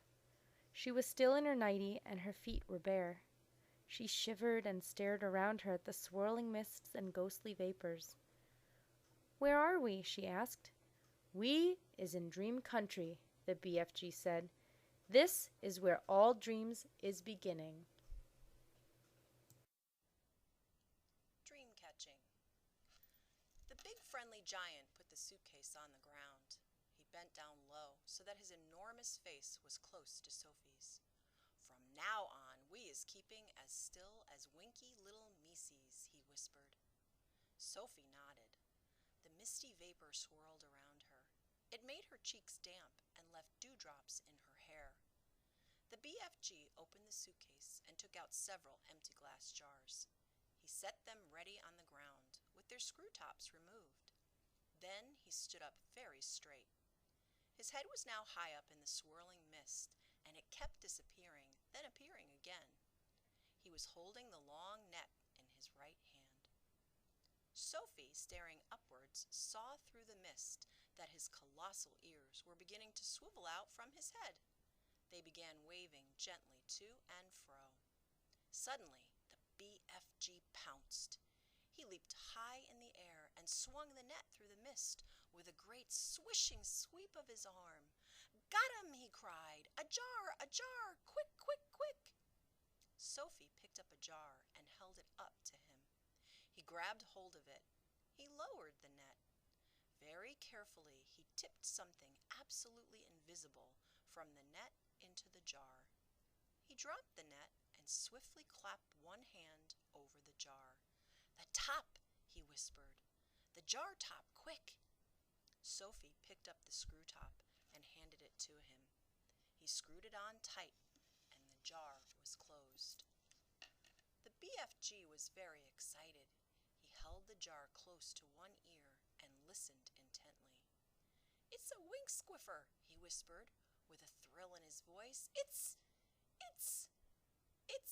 even better. It's a fizz wizard. It's a golden fizz wizard." Sophie stared at him. "Oh my, oh my," he said, holding the jar in front of him. "This will be giving some little toddler a very happy night when I is blowing it in." "Is it really a good one?" Sophie asked. "A good one?" he cried. "It's a golden fizz wizard. It's not often I is getting one of these." He handed the jar to Sophie and said, "Please be still as a starfish now. I is thinking there may be a whole swarm of fizz wizards up here today. And do kindly stop breathing. You is terribly noisy down there." "I haven't moved a muscle," Sophie said. "Then don't," the BFG answered sharply. Once again he stood up tall in the mist, holding his net at the ready. Then came the long silence, the waiting, the listening, and at last, with surprising suddenness, came the leap and the swish of the net. "Another jar!" he cried. "Quick, quick, quick!" When the second dream was safely in the jar and the top was screwed down, the BFG held it to his ear. "Oh no!" he cried. "Oh, mince my maggots! Oh, swipe my swoggles!" "What's the matter?" Sophie asked. "It's a troggle-humper!" he shouted. His voice was filled with fury and anguish. "Oh, save our solos!" he cried. "Deliver us from weasels! The devil is dancing on my dibbler!" "What are you talking about?" Sophie said. The BFG was getting more distressed every moment. "Oh, bash my eye bones!" he cried, waving the jar in the air. "I come all this way to get lovely golden dreams, and what is I catching?" "What are you catching?" Sophie said. "I is catching a frightsome troggle-humper!" he cried. "This is a bad, bad dream. It is worse than a bad dream. It is a nightmare." "Oh dear," Sophie said. "What will you do with that?" "I is never, never letting it go," the BFG cried. "If I do, then some poor little toddler will be having the most curdbloodling time. This one is a real kicksy bog-thumper. I is exploding it as soon as I get home." "Nightmares are horrible," Sophie said. "I had one once and I woke up sweating all over." "With this one you would be waking up screaming all over," the BFG said. "This one would make your teeth stand on end. If this one got into you, your blood would be freezing to icicles, and your skin would go creeping across the floor." "Is it as bad as that?" "It's worse!" cried the BFG. "This is a real wopsy grobswitcher." "You said it was a troggle-humper," Sophie told him. "It is," is a troggle-humper, cried the exasperated BFG. But it is also a bog-thumper and a grab-switcher. It is all three riddled into one. Oh, I is so glad I is clutching it tight. Ah, you wicked beastie, you, he cried, holding up the jar and staring into it.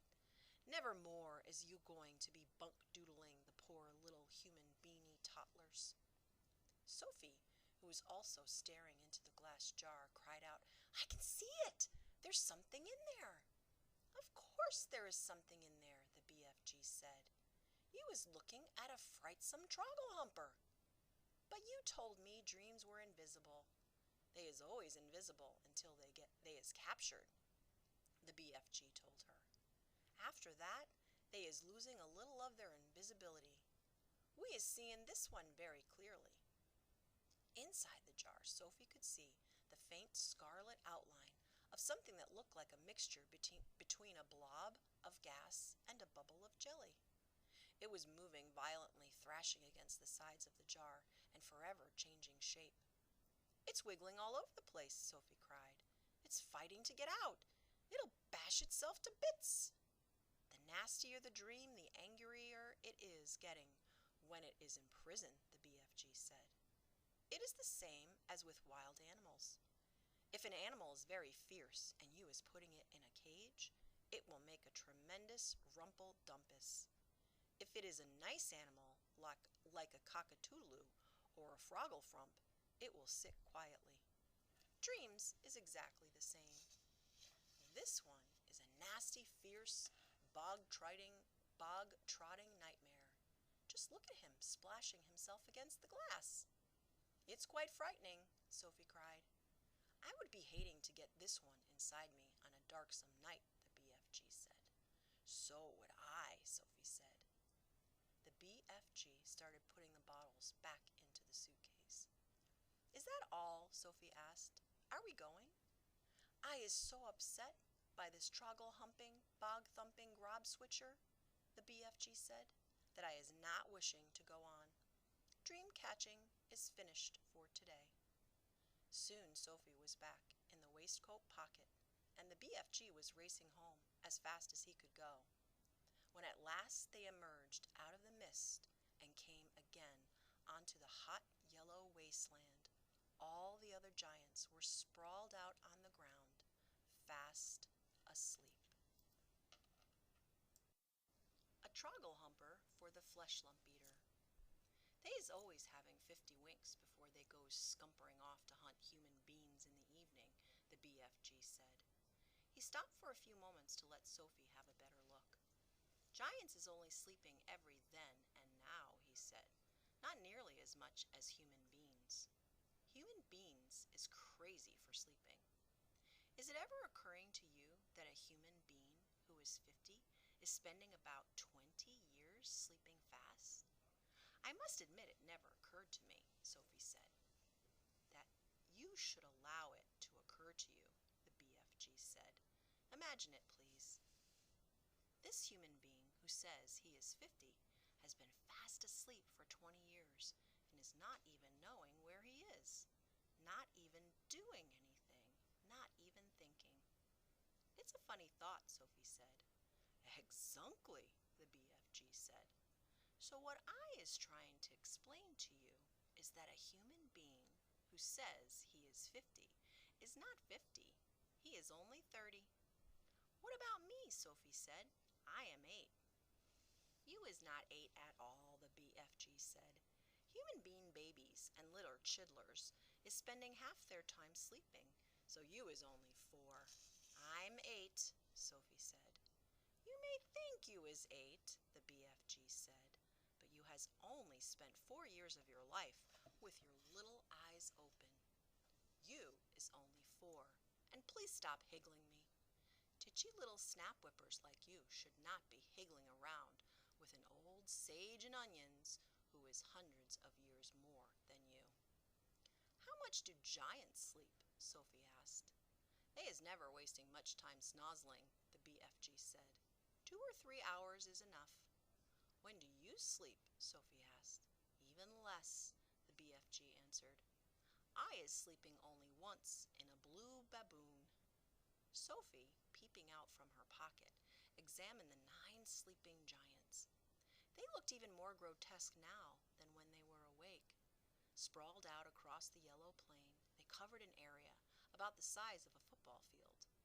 Most of them were lying on their backs, with their enormous mouths wide open, and they were snoring like foghorns. The noise was awful. Suddenly, the BFG gave a jump in the air. "By gum frog," he cried, "I is having just the most whopsy-whiffling idea." "What?" Sophie said. "Wait," he cried. "Hold your horse feathers. Keep your skirt on. Just you wait to see what I is going to bring about."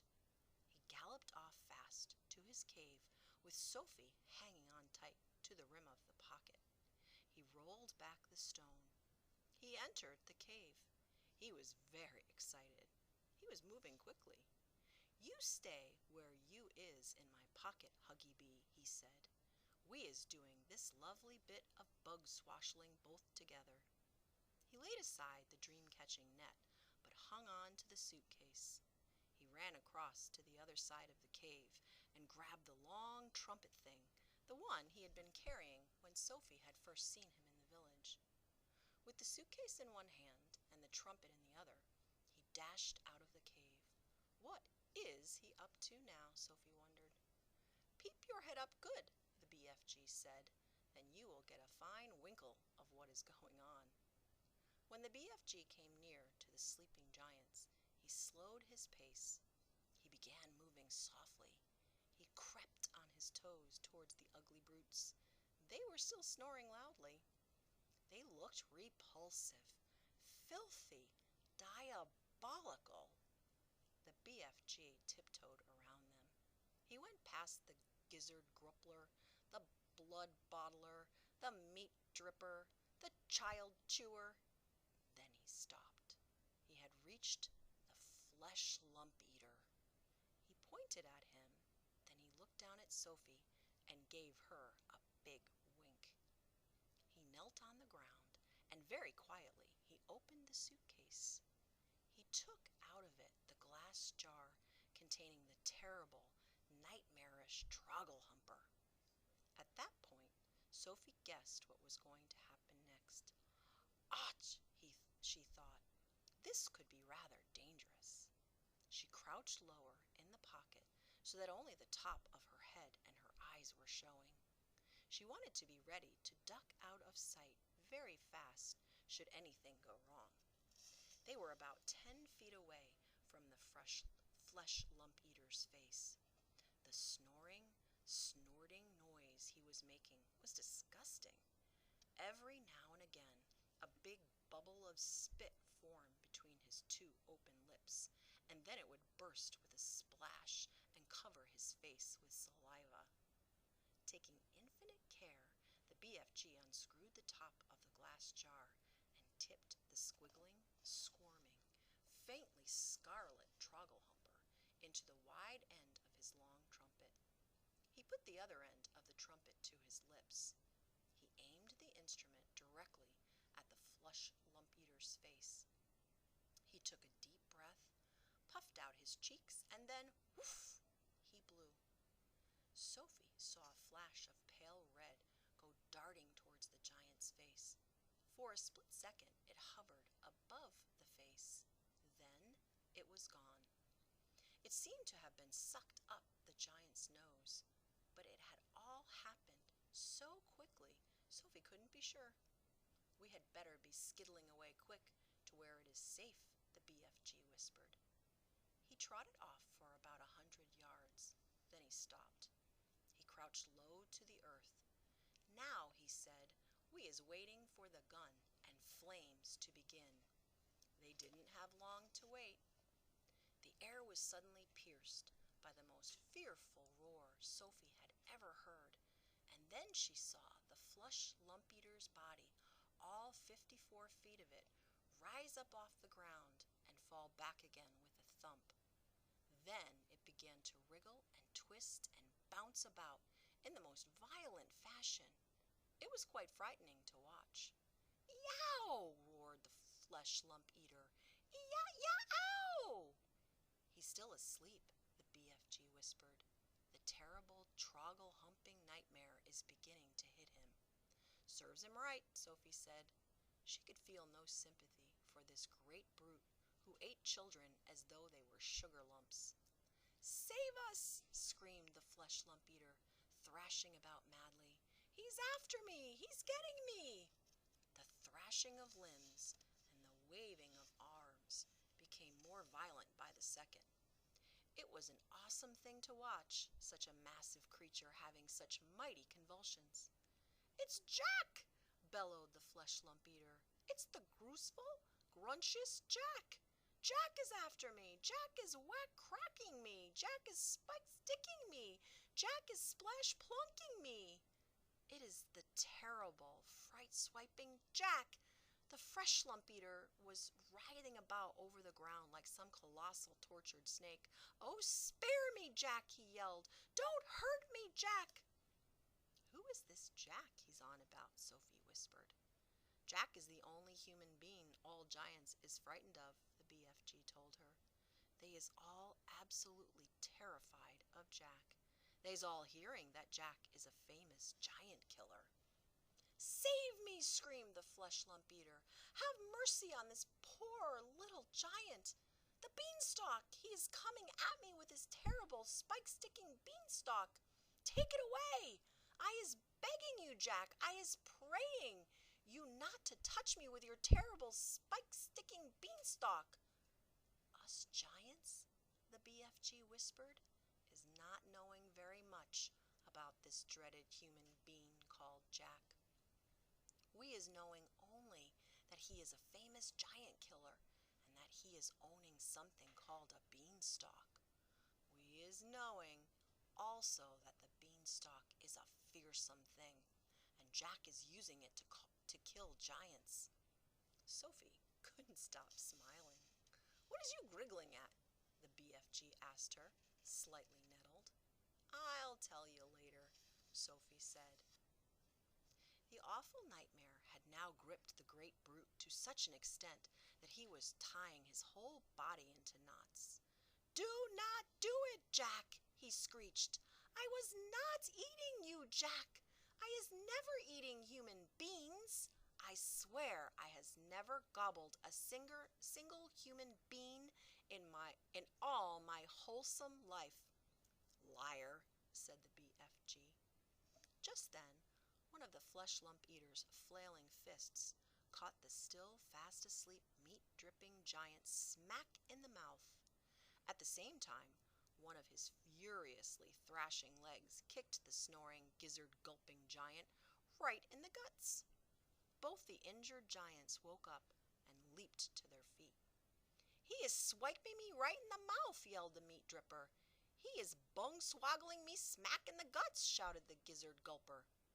The two of them rushed at the flesh lump eater and began pounding him with their fists and feet. The wretched flesh lump eater woke up with a bang. He awoke straight from one nightmare into another. He roared into battle, and in the bellowing, thumping rough and tumble that followed, one sleeping giant after another either got stepped upon or kicked.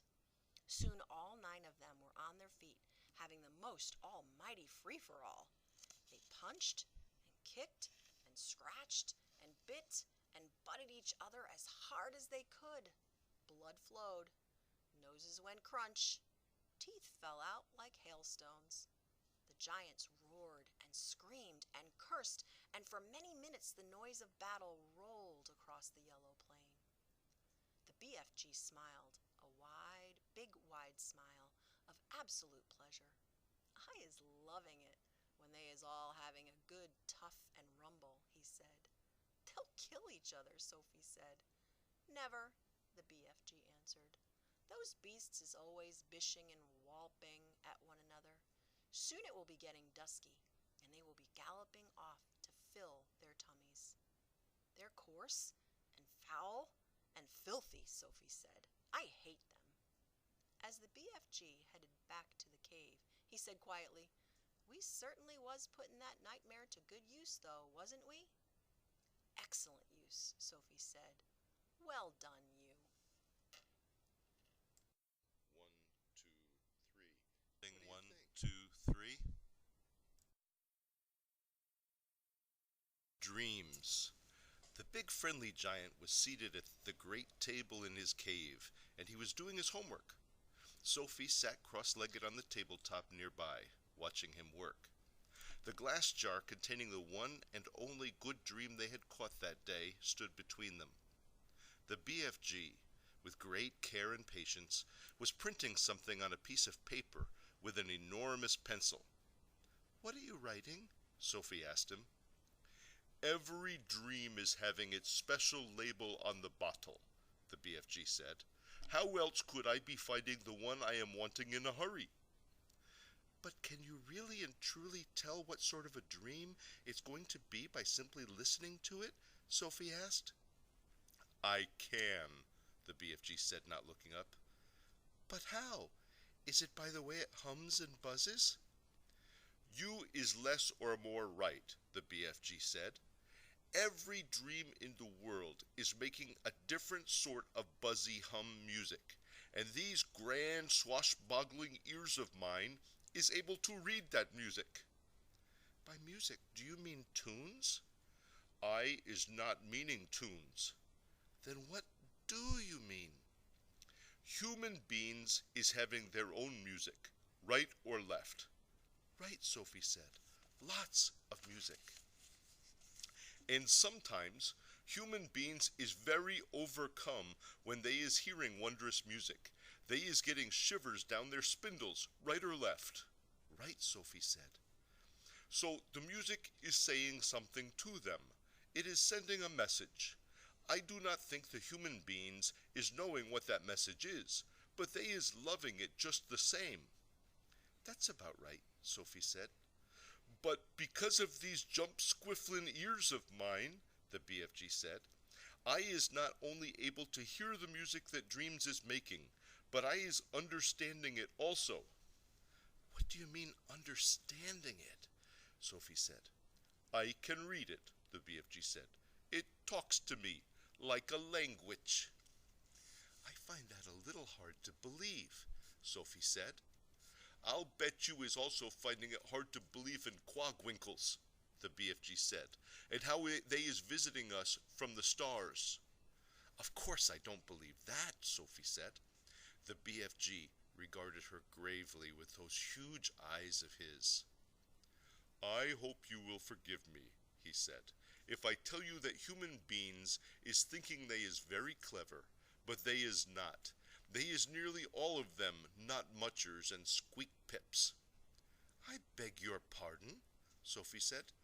"The matter with human beings," the BFG went on, "is that they is absolutely refusing to believe in anything unless they is actually seeing it right in front of their own schnozzles. Of course quagwinkles is existing. I is meeting them oftenly. I is even chittering to them." He turned away contemptuously from Sophie and resumed his writing. Sophie moved over to read what he had written so far. The letters were printed big and bold, but were not very well formed. Here is what it said. "This dream is about how I is saving my teacher from drowning. I is diving into the river from a high bridge, and I is dragging my teacher to the bank, and then I is giving him the kiss of death." "The kiss of what?" Sophie asked. The BFG stopped writing and raised his head slowly.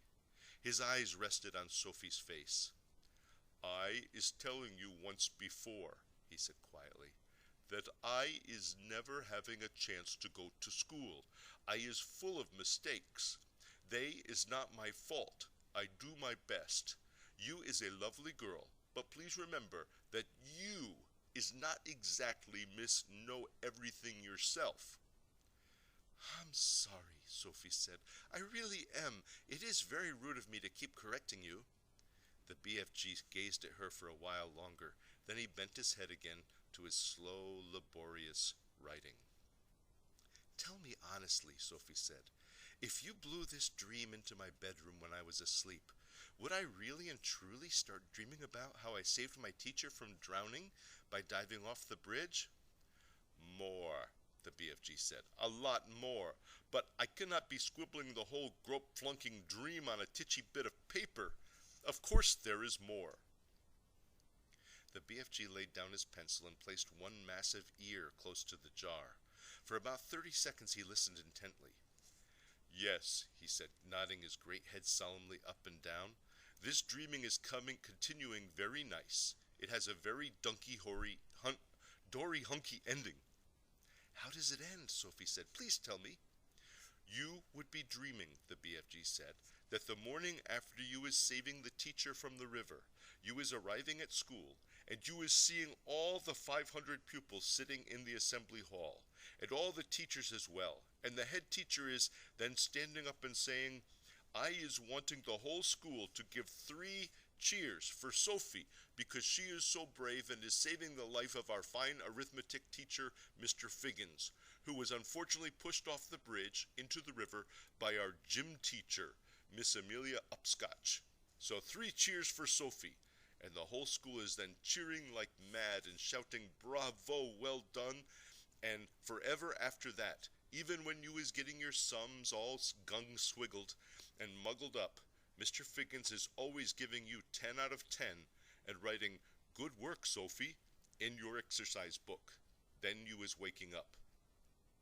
"I like that dream," Sophie said. "Of course you like it," the BFG said. "It is a fizzwizard." He licked the back of the label and stuck it on the jar. "I is usually writing a bit more than this on the labels," he says, "but you is watching me and making me jumpsy." "I'll go and sit somewhere else," Sophie said. "Don't go," he said. "Look in the jar carefully, and I think you will be seeing this dream." Sophie peered into the jar, and there, sure enough, she saw the faint, translucent outline of something about the size of a hen's egg. There was just a touch of color in it, a pale sea green, soft and shimmering, and very beautiful. There it lay, this small, oblong, sea green jellyish thing at the bottom of the jar, quite peaceful, but pulsing gently, the whole of it moving in and out ever so slightly, as though it were breathing. "It's moving!" Sophie cried. "It's alive!" "Of course it's alive!" "What will you feed it on?" Sophie asked. "It is not needing any food," BFG told her. "That's cruel," Sophie said. "Everything alive needs food of some sort, even trees and plants." "The north wind is alive," the BFG said. "It is moving. It touches you on the cheek and on the hands, but nobody is feeding it." Sophie was silent. This extraordinary giant was disturbing her ideas. He seemed to be leading her towards mysteries that were beyond her understanding. "A dream is not needing anything," the BFG went on. "If it is a good one, it is waiting peaceably forever until it is released and allowed to do its job. If it's a bad one, it is always fighting to get out." The BFG stood up and walked over to one of the many shelves and placed the latest jar among the thousands of others. "Please, can I see some of the other dreams?" Sophie asked him. The BFG hesitated.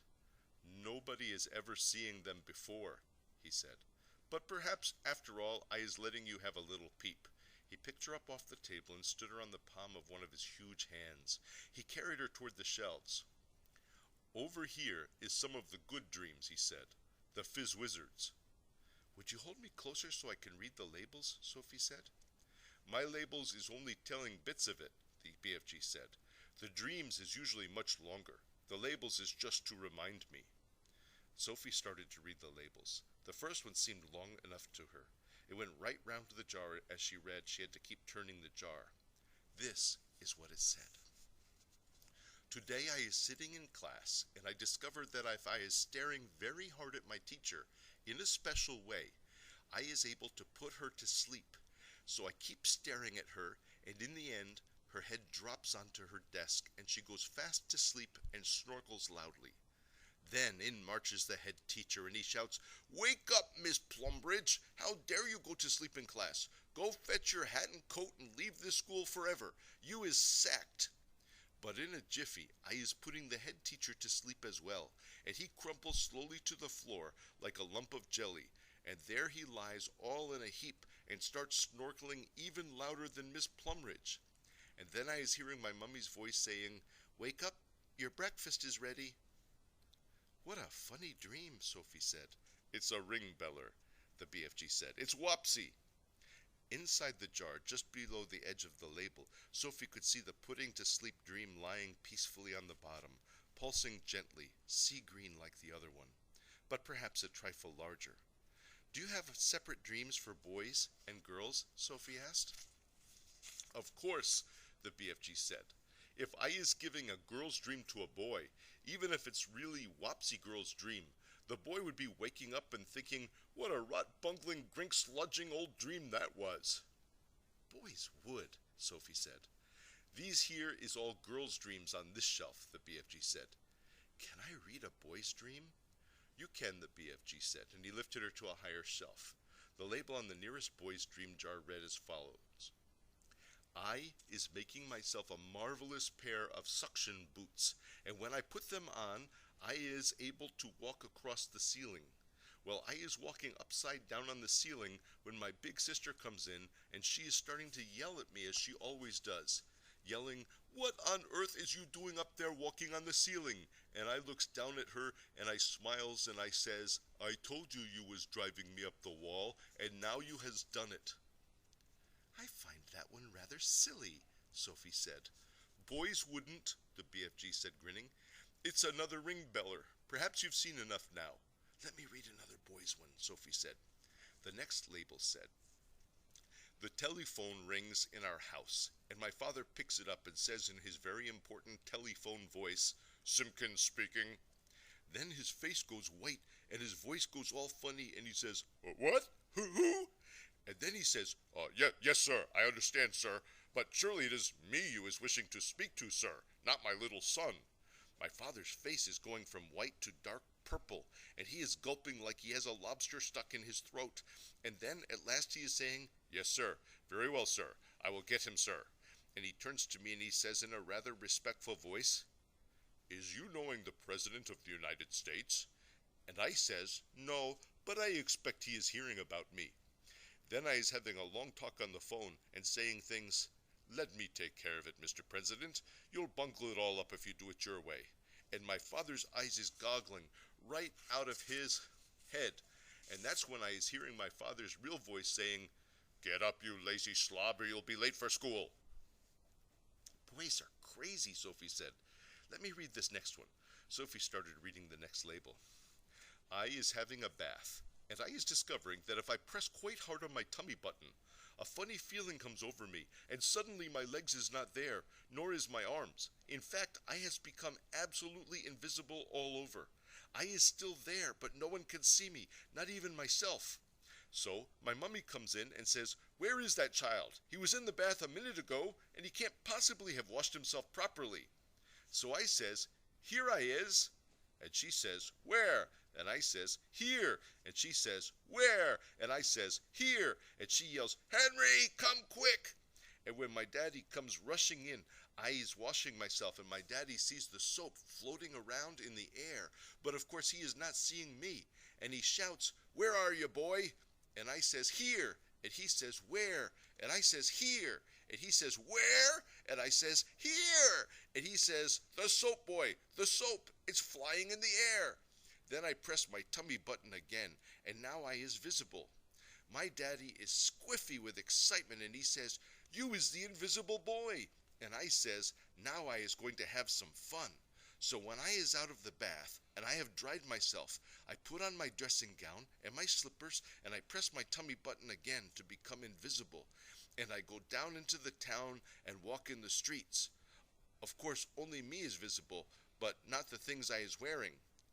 So, go back.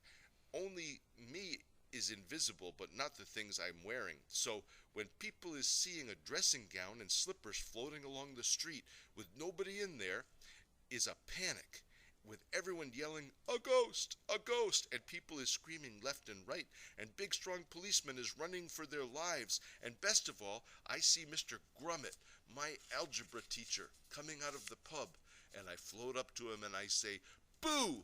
And he lets out a frightsome howl and dashes back into the pub, and then I is waking up and feeling happy as a whiff squiddler. Pretty ridiculous, Sophie said. All the same, she couldn't resist reaching down and pressing her own tummy button to see if it worked. Nothing happened. Dreams is very mystical things, the BFG said. Human beings is not understanding them at all. Not even their brainiest professors is understanding them. Has you seen enough? Just this last one, Sophie said. This one here. She started reading. I has written a book, and it is so exciting nobody can put it down. As soon as you has read the first line, you is hooked on it. You cannot stop until the last page. In all the cities, people is walking in the streets bumping into each other because their faces is buried in my book, and dentists is reading it and trying to fill teeth at the same time. But nobody minds because they is all reading it too in the dentist chair. Drivers is reading it while driving cars and is crashing all over the country. Brain surgeons is reading it while they is operating on brains, and airline pilots is reading it and going to Timbuktu instead of London. Football players is reading it on the field because they can't put it down, and so is Olympic runners while they is running. Everybody has to see what is going to happen next in my book. And when I wake up, I is still tingling with excitement at being the greatest writer the world has ever known, until my mummy comes in and says, I was looking at your English book last night, and really, your spelling is atrocious, and so is your punctuation. That's enough for now, the BFG said. There is dillions more, but my arm is getting tired holding you up. What are all those over there? Sophie said. Why have they got such tiny labels? That, said the BFG, is because one day I is catching so many dreams, I is not having the time or energy to write out long labels. But there is enough to remind me. Can I look? Sophie said. The long-suffering BFG carried her across to the jars she was pointing to. Sophie read them rapidly, one after the other. I is climbing Mount Everest with just my pussycat for company. I is inventing a car that runs on toothpaste. I is able to make the electric lights go on and off just by wishing it. I is only an 8-year-old little boy, but I is growing a splendid bushy beard, and all the other boys is jealous. I is able to jump out of any high window and float down safely. I has a pet bee that makes rock and roll music when it flies. What amazes me, Sophie said, is how you ever learned to write in the first place. Ah, said the BFG, I has been wondering how long it is before you is asking me that. Considering you never went to school, I think it's quite marvelous, Sophie said. How did you learn? The BFG crossed the cave and opened a tiny secret door in the wall. He took out a book, very old and tattered. By human standards, it was an ordinary-sized book, but it looked like a postage stamp in his huge hand. One night, he said, I is blowing a dream through a window, and I sees this book lying on the little boy's bedroom table. I wanted it so very badly, you understand? But I is refusing to steal it. I would never do that. So, how did you get it? As Sophie asked. I borrowed it, the BFG said, smiling a little. Just for a short time, I borrowed it. How long have you had it? Sophie asked. Perhaps only about 80 years, the BFG said. Soon I shall be putting it back. And that's how you taught yourself to write? Sophie asked him. I is reading it hundreds of times, the BFG said, and I is still reading it and teaching new words to myself and how to write them. It is the most scrumptiddlyumptious story. Sophie took the book out of his hand. Nicholas Nickleby, she read aloud. By Doll's Chickens, the BFG said. By who? Sophie said. Just then there came a tremendous noise of galloping feet from outside the cave. What's that? Sophie cried. That is all the giants zip-fizzing off to another country to guzzle human beings, the BFG said. He quickly popped Sophie into his waistcoat pocket and then hurried to the cave entrance and rolled back the stone. Sophie, peeping out of her spy hole, saw all 9 of the fearsome giants come past at a full gallop. Where is you off to tonight? Shouted the BFG. We is all of us flush bunking off to England tonight, answered the flesh lump eater as they went galloping past. England is a luctious land, and we is fancying a few nice little English childers. I, shouted the maidmaster, is knowing where there's a giggle house for girls, and I is guzzling myself as full as a froth blower. And I, know where there's a boggle box for boys, shouted the gizzard gulper. All I've got to do is reach in and grab myself a handful. English boys is tasting extra liquishy, swishy. In a few seconds, the 9 galloping giants were out of sight. What did he mean? Sophie said, poking her head out of the pocket. What is a giggle house for girls? He is meaning a girls' school, the BFG said. He will be eating them by the bundle. Oh, no, cried Sophie. And boys from a boys' school, said the BFG. It mustn't happen, Sophie cried out. We've got to stop them. We can't just sit here and do nothing. There is not a thing we can do, the BFG said. We is helpless as horse feathers. He sat down on a large, craggy blue rock near the entrance to his cave. He took Sophie from his pocket and put her beside him on the rock.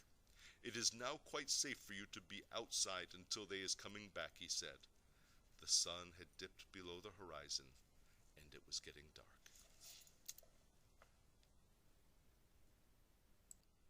The great plan. We've absolutely got to stop them, Sophie cried. Put me back in your pocket quick, and we'll chase after them and warn everyone in England they're coming. Redunculous and impossible, the BFG said. They is going 2 times as fast as me, and they is finishing their guzzle before we is halfway. But we can't just sit here doing nothing, Sophie cried. How many girls and boys are they going to eat tonight? Many, the BFG said. The flesh lump-eating giant alone has the most squawking, wopsy appetite. Will he snatch them out of their beds while they're sleeping? Like peas out of a pottle, the BFG said. I can't bear to think of it, Sophie cried. Then don't, the BFG said. For years and years I is sitting here on this very rock every night after night when they is galloping away, and I is feeling so sad for all the human beings they is going to gobble up. But I has had to get used to it. There is nothing I can do. If I wasn't a titchy little runty giant only 24 feet high, then I would be stopping them. But that is absolutely out of the window. Do you always know where they're going? Sophie asked. Always, the BFG said. Every night they is yelling at me as they go bootling past. The other day they was yelling, we is off to Mississippi and Miss Sorry to guzzle them both. Disgusting, Sophie said. I hate them. She and the big friendly giant sat quietly side by side on the blue rock in the gathering dust. Sophie had never felt so helpless in her life. After a while, she stood up and cried out, I can't stand it. Just think of those poor girls and boys who are going to be eaten alive in a few hours' time. We can't just sit here and do nothing.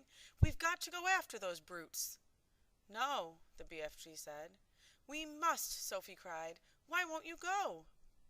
The BFG sighed and shook his head firmly. I has told you 5 or 6 times, he said, and the 3rd will be the last. I is never showing myself to human beings. Why ever not? If I do, they will be putting me in the zoo with all the jiggy-raffs and caterpillars. Nonsense, Sophie said. And they will be sending you straight back to an orphanage, the BFG went on. Grown-up human beings is not famous for their kindnesses. They is all squiffle-rotters and grink-sludgers. That simply isn't true, Sophie cried angrily. Some of them are very kind indeed. Who? The BFG said. Name one.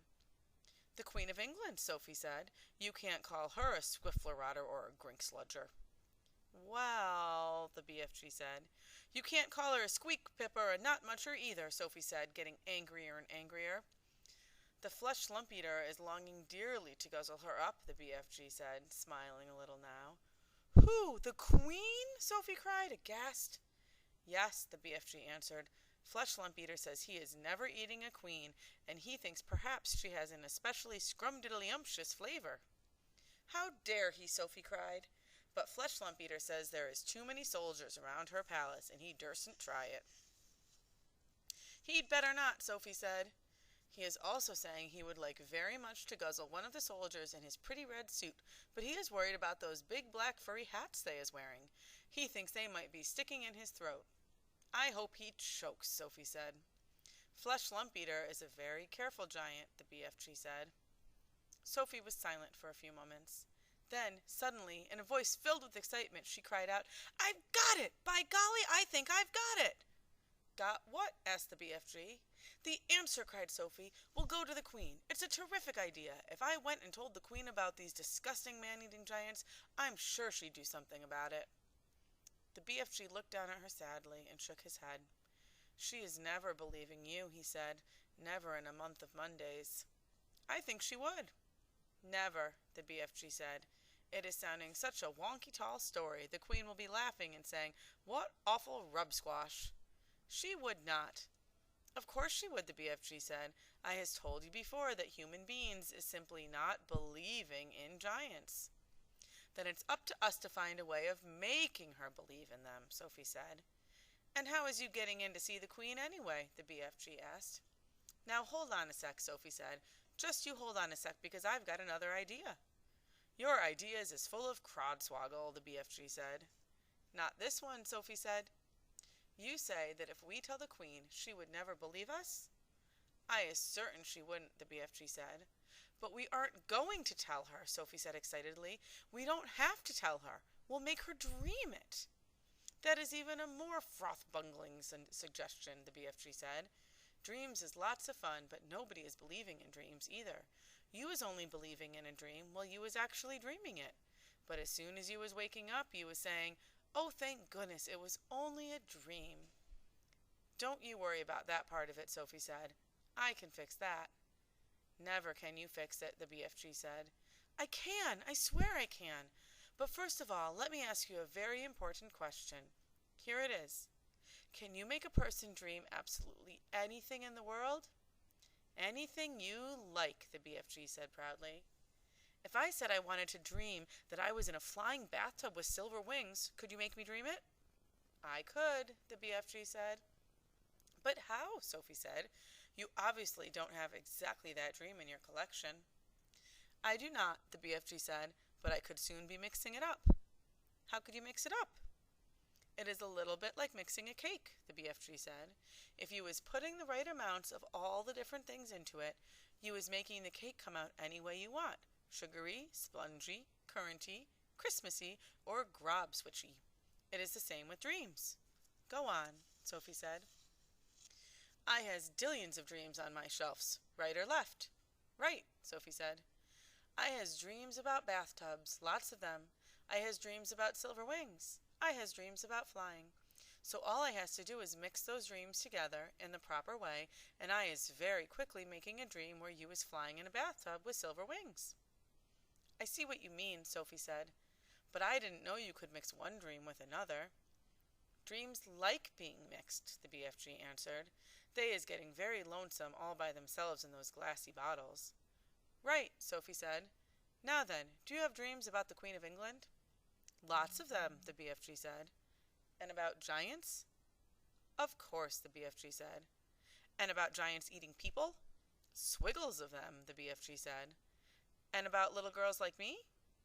Those is commonest of all, the BFG said. I has bottles and bottles of dreams about little girls. And you could mix them all up just as I want you to? Sophie asked, getting more and more excited. Of course, the BFG said, but how is this helping us? I think you is barking up the wrong dog. Now hold on, Sophie said. Listen carefully. I want you to mix a dream which you will blow into the Queen of England's bedroom when she is asleep. And this is how it will go. Now hang on a minute, the BFG said. How was I possibly going to get near enough to the Queen of England's bedroom to blow in my dream? You was talking dumb silly. I'll tell you that later, Sophie said. For the moment, please listen carefully. Here is the dream I want you to mix. Are you paying attention? Very close, the BFG said. I want the Queen to dream that 9 disgusting giants, each one about 50 feet tall, are galloping to England in the night. She must dream their names as well. What are their names again? Flesh lump eater, the BFG said. Man hugger, bone cruncher, child chewer, meat dripper, gizzard gulper, maid masher, blood bottler, and the butcher boy. Let her dream all those names, Sophie said, and let her dream that they will be creeping into England in the depths of the witching hour and snatching little boys and girls from their beds. Let her dream that they will be reaching into the bedroom windows and pulling the little boys and girls out of their beds, and then... Sophie paused. Do they eat them on the spot or do they carry them away first? She asked. They is usually just popping them straight into their mouths like popcorn, the BFG said. Put that in the dream, Sophie said. And then the dream must say that when their tummies are full, they will go galloping back to giant country where no one can find them. Is that all? The BFG said. Certainly not, Sophie said. You must then explain to the queen in her dream that there is a big friendly giant who can tell her where all those beasts are living, so that she can send her soldiers and her armies to capture them once and for all. And now let her dream one last and very important thing. Let her dream that there is a little girl called Sophie sitting on her windowsill who will tell her where the big friendly giant is hiding. Where is he hiding? Asked the BFG. We'll come to that later, Sophie said. So the queen dreams her dream, right? Right, the BFG said. Then she wakes up and the first thing she thinks is, oh, what a horrid dream. I'm so glad it was only a dream. And then she looks up from her pillow and what does she see? What does she see? The BFG asked. She sees a little girl called Sophie sitting on her windowsill, right there in real life before her very eyes. How is you going to be sitting on the queen's windowsill, may I beg? The BFG said. You are going to put me there, Sophie said, and that's the lovely part about it. If someone dreams that there is a little girl sitting on her windowsill, and then she wakes up and sees that little girl really is sitting there, that is a dream come true, is it not? I is beginning to see where you is driving to, the BFG said. If the queen is knowing that part of her dream is true, then perhaps she is believing the rest of it is true as well. That's about it, Sophie said, but I shall have to convince her of that myself. You said you was wanting the dream to say there is a big friendly giant who is also going to talk to the queen? Absolutely, Sophie said. You must. You are the only one who can tell her where to find the other giants. How is I meeting the queen? Asked the BFG. I is not wanting to be shooted at by her soldiers. The soldiers are only in the front of the palace, Sophie said. At the back there is a huge garden, and there are no soldiers in there at all. There is a very high wall with spikes on it around the garden to stop people climbing in. But you could simply walk over that. How is you knowing all this about the Queen's palace? The BFG asked. Last year I was in a different orphanage, Sophie said. It was in London, and we used to go for walks all around there. Is you helping me to find this palace? The BFG asked. I has never dared to go hide and sneaking around London in my life. I'll show you the way, Sophie said confidently. I is frightened of London, the BFG said. Don't be, Sophie said. It's full of tiny dark streets and there are very few people about in the witching hour. The BFG picked Sophie up between one finger and a thumb and placed her gently in the palm of the other hand. Is the Queen's palace very big? He asked. Huge, Sophie said. Then how was we finding the right bedroom? That's up to you, Sophie said. You're supposed to be an expert at that sort of thing. And you is absolutely sure the Queen will not put me in a zoo with all the catty piddlers? Of course she won't, Sophie said. You'll be a hero, and you'll never have to eat Snazcumbers again. Sophie saw the BFG's eyes widen. He licked his lips. You mean it? He said. You really mean it? No more disgustive Snazcumbers? You couldn't get one if you wanted to, Sophie said. Humans don't grow them. That did it. The BFG got to his feet. When is you wanting me to mix this special dream? He asked. Now, Sophie said. At once. When is we going to see the Queen? He asked. Tonight, Sophie said, as soon as you've mixed the dream. Tonight? The BFG cried. Why such a flush-bunking flurry? If we can't save tonight's children, we can anyway save tomorrow's, Sophie said. What is more, I'm getting famished. I haven't had a thing to eat for 24 hours. Then we had better get crackling, the BFG said, moving back towards the cave. Sophie kissed him on the tip of his thumb. I knew you'd do it, she said. Come on, let's hurry. Mixing the dream. It was dark now. The night had already begun. The BFG, with Sophie sitting on his hand, hurried into the cave and put on those brilliant, blinding lights that seemed to come from nowhere. He placed Sophie on the table. Stay there, please, he said, and no chittering. I is needing to listen only to silence when I is mixing up such a naughty, plexicated dream as this. He hurried away from her. He got out an enormous empty glass jar that was the size of a washing machine. He clutched it to his chest and hurried towards the shelves on which stood the thousands and thousands of smaller jars containing the captured dreams. Dreams about giants, he muttered to himself as he searched the labels. The giants is guzzling human beings. No, not that one, nor that one. Here's one, and here's another. He grabbed the jars and unscrewed the tops.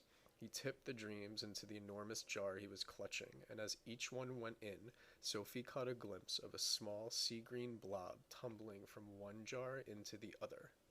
The BFG hurried towards another shelf. Now, he muttered, I is wanting dreams about giggle houses for girls and about boggle boxes for boys. He was becoming very tense now. Sophie could almost see the excitement bubbling inside him as he scurried back and forth among his beloved jars. There must have been 50,000 dreams altogether up there on the shelves, but he seemed to know almost exactly where every one of them was. Dreams about a little girl, he muttered, and dreams about me, about the BFG. Come on, hurry up, get on with it. Now where in the wonky world is I keeping those? And so it went on. In about half an hour, the BFG had found all the dreams he wanted and had tipped them into the one huge jar. He put the jar on the table. Sophie sat watching him, but said nothing. Inside the big jar, lying on the bottom of it, she could clearly see about 50 of those oval sea-green jelly-ish shapes, all pulsing gently in and out, some lying on top of others, but each one still a quite separate individual dream. Now he is mixing them, the BFG announced. He went to the cupboard where he kept his bottles of Frobscottle, and from it he took out a gigantic egg beater. It was one of those that has a handle which you turn, and down below there are a lot of overlapping blades that go whizzing around. He inserted the bottom end of this contraption into the big jar where the dreams were lying. Watch, he said. He started turning the handle very fast. Flashes of green and blue exploded inside the jar. The dreams were being whisked into a sea-green froth. The poor things, Sophie cried. They is not feeling it, the BFG said as he turned the handle. Dreams is not like human beings or animals. They has no brains. They is made of zazimus. After about a minute, the BFG stopped whisking. The whole bottle was now full to the brim with large bubbles. They were almost exactly like the bubbles we ourselves blow from soapy water, except that these had even brighter and more beautiful colors swimming on their surfaces.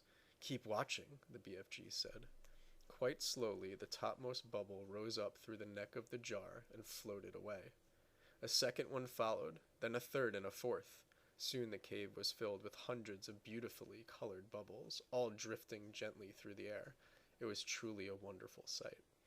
As Sophie watched them, they all started floating towards the cave entrance, which was still open. They're going out, Sophie whispered. Of course, the BFG said. Where to? Those is all little tiny dream bits that I isn't using, the BFG said. They is going back to the misty country to join up with proper dreams. It's all a bit beyond me, Sophie said. Dreams is full of mystery and magic, the BFG said. Do not try to understand them. Look in the big bottle and you will now see the dream you is wanting for the queen. Sophie turned and stared into the great jar. On the bottom of it, something was thrashing around wildly, bouncing up and down and flinging itself against the walls of the jar. Good heavens, she cried. Is that it? That's it, the BFG said proudly. But it's horrible, Sophie cried. It's jumping about. It wants to get out. That's because it's a trogglehumper, the BFG said. It's a nightmare. Oh, but I don't want you to give the queen a nightmare, Sophie cried.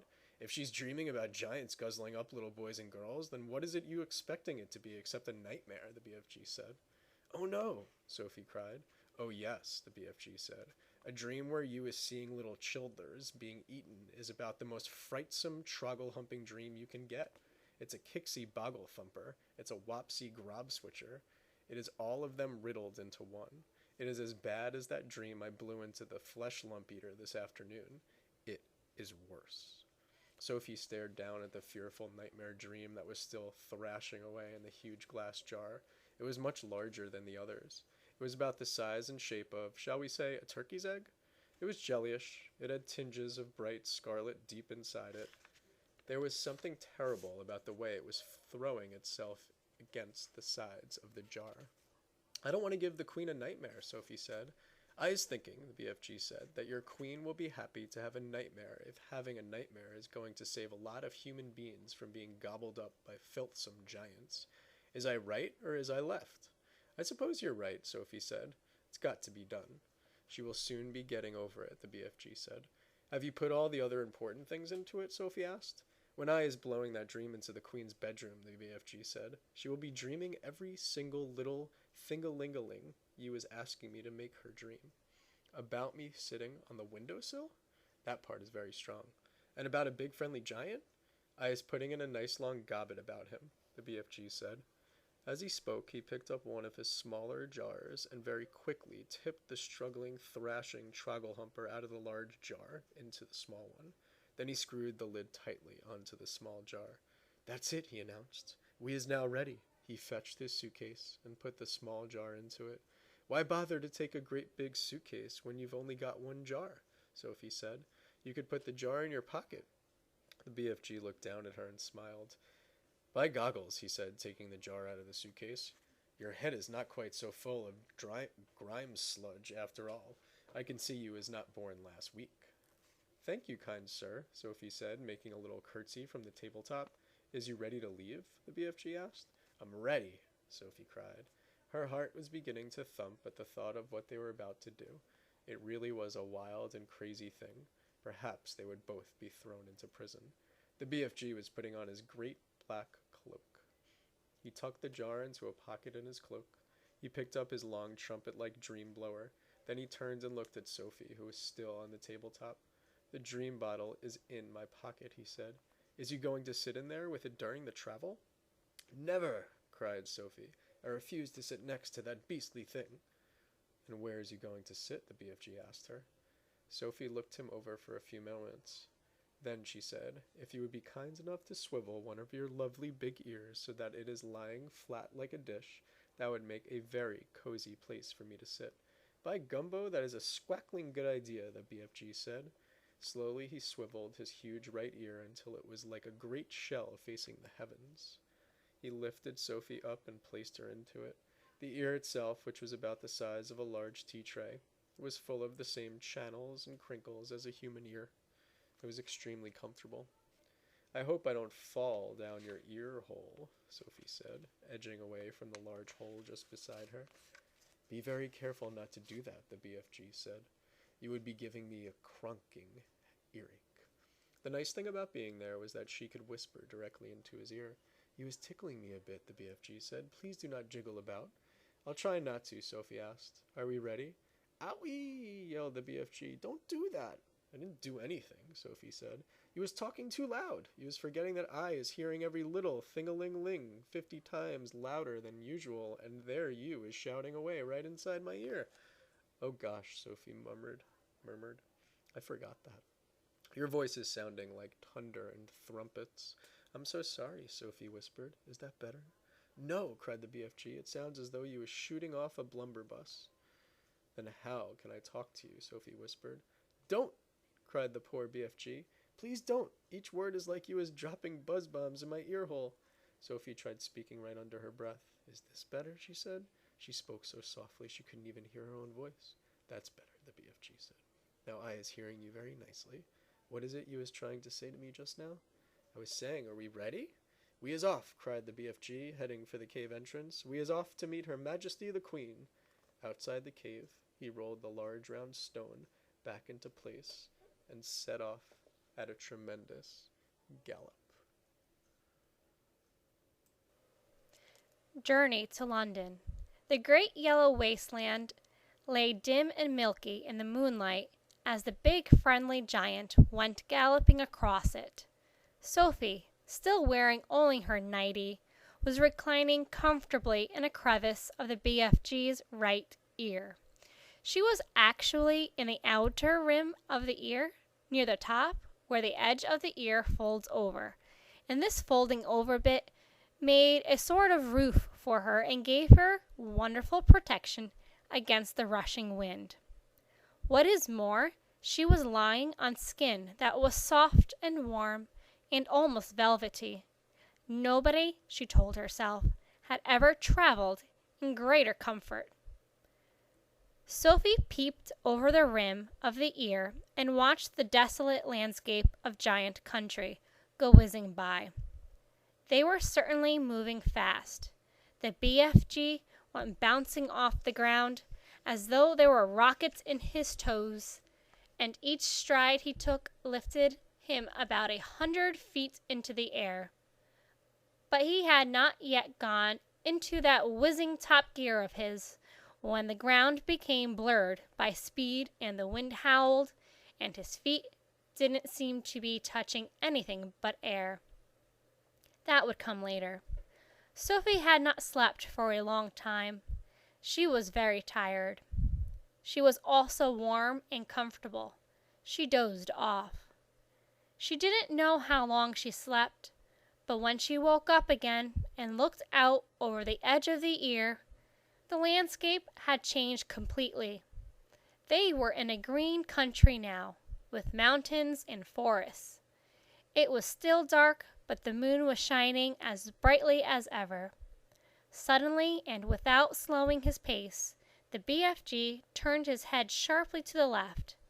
For the first time during the entire journey, he spoke a few words. "Look, quick, quick, over there," he said, pointing his long trumpet. Sophie looked in the direction he was pointing. Through the murky darkness, all she saw at first was a great cloud of dust about 300 yards away. "Those is the other giants all galloping back home after their guzzle," the BFG said. Then Sophie saw them. In the light of the moon, she saw all 9 of those monstrous, half-naked brutes thundering across the landscape together. They were galloping in a pack, their necks craned forward, their arms bent at the elbows, and worst of all, their stomachs bulging. The strides they took were incredible. Their speed was unbelievable. Their feet pounded and thundered on the ground and left a great sheet of dust behind them. But in 10 seconds, they were gone. "A lot of little girlsies and boysies is no longer sleeping in their beds tonight," the BFG said. Sophie felt quite ill. But this grim encounter made her more than ever determined to go through with her mission. It must have been about an hour or so later that the BFG began to slow his pace. "We is in England now," he said suddenly. Dark though it was, Sophie could see that they were in a country of green fields with neat hedges in between the fields. There were hills with trees all over them, and occasionally there were roads with the lights of cars moving along. Each time they came to a road, the BFG was over it and away, and no motorist could possibly have seen anything except a quick black shadow flashing overhead. All at once, a curious orange-colored glow appeared in the night sky ahead of them. "We's coming close to London," the BFG said. He slowed to a trot. He began looking about cautiously. Groups of houses were now appearing on all sides, but there were still no lights in their windows. It was too early for anyone to be getting up yet. "Someone's bound to see us," Sophie said. "Never's they seeing me," the BFG said confidently. "You is forgetting that I is doing this sort of thing for years and years and years. No human being is ever catching even the smallest wink of me." "I did," Sophie whispered. "Ah," he said.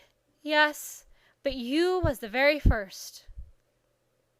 During the next half hour, things moved so swiftly and so silently that Sophie, crouching in the giant's ear, was unable to understand exactly what was going on.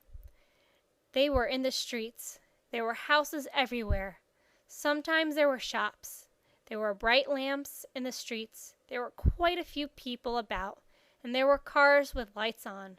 But nobody ever noticed the BFG. It was impossible to understand quite how he did it. There was a kind of magic in his movements. He seemed to melt into the shadows. He would glide. That was the only word to describe the way he was moving. He would glide noiselessly from one dark place to another, always moving, always gliding forward through the streets of London, his black cloak blending with the shadows of the night. It is quite possible that one or two late-night wanderers might have thought they saw a tall black shadow skimming swiftly down a murky side street. But even if they had, they would never have believed their own eyes. They would have dismissed it as an illusion and blamed themselves for seeing things that weren't there. Sophie and the BFG came at last to a large place full of trees. There was a road running through it and a lake. There were no people in this place, and the BFG stopped for the first time since they had set out from his cave many hours before. "What's the matter?" Sophie whispered in her under-the-breath voice. "I is in a bit of a puddle," he said. "You're doing marvelously," Sophie whispered. "No, I isn't," he said. "I is now completely boggled. I is lost." "But why?" "Because we is meant to be in the middle of London, and suddenly we is in green pastures." "Don't be silly," Sophie whispered. "This is the middle of London. It's called Hyde Park. I know exactly where we are." "You is joking." "I'm not. I swear I'm not. We're almost there." "You mean we is nearly at the Queen's Palace?" cried the BFG. "It's just across the road," Sophie whispered. "This is where I take over." "Which way?" the BFG asked. "Straight ahead." The BFG trotted forward through the deserted park. "Now stop."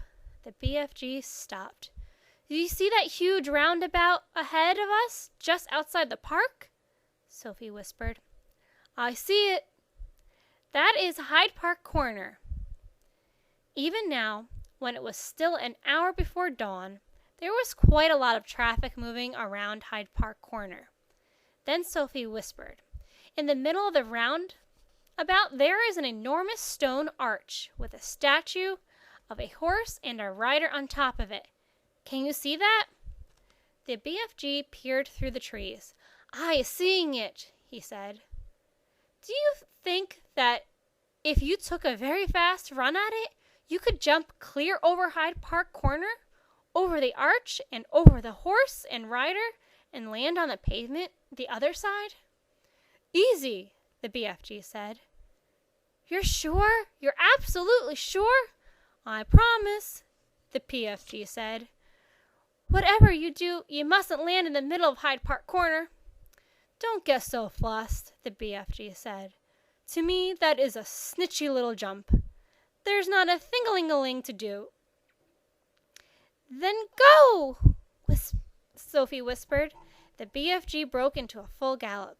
He went scorching across the park, and just before he reached the railings that divided it from the street, he took off. It was a gigantic leap. He flew high over Hyde Park Corner and landed as softly as a cat on the pavement the other side. "Well done!" Sophie whispered. "Now quick! Over that wall!" Directly in front of them, bordering the pavement, there was a brick wall with fearsome-looking spikes all along the top of it. A swift crouch, a little leap, and the BFG was over it. "We're there!" Sophie whispered excitedly. "We're in the Queen's back garden."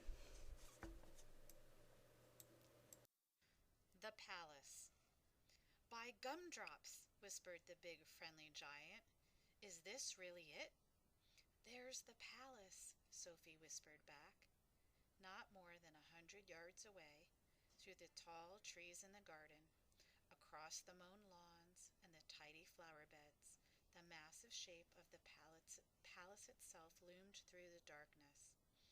It was made of whitish stone. The sheer size of it staggered the BFG. "But this place is having 100 bedrooms at least," he said. "Easily, I should think," Sophie whispered. "Then I is boggled," the BFG said. "How is I possibly finding the one where the queen is sleeping?" "Let's go a bit closer and have a look," Sophie whispered. The BFG glided forward among the trees. Suddenly he stopped dead. The great ear in which Sophie was sitting began to swivel around. "Hey!" Sophie whispered. "You're going to tip me out." "Shh!" the BFG whispered back. "I is hearing something." He stopped behind a clump of bushes. He waited. The ear was still swinging this way and that. Sophie had to hang on tight to the side of it to save herself from tumbling out. The BFG pointed through a gap in the bushes, and there, not more than 50 yards away, she saw a man padding softly across the lawn. He had a guard dog with him on a leash. The BFG stayed as still as a stone. So did Sophie. The man and the dog walked on and disappeared into the darkness. "You was telling me they has no soldiers in the back garden," the BFG whispered. "He wasn't a soldier," Sophie whispered. "He was some sort of watchman. We have to be careful." "I is not too worried," the BFG said.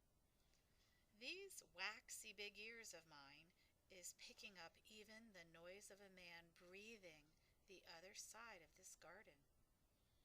"How much longer before it begins to get light?" Sophie whispered.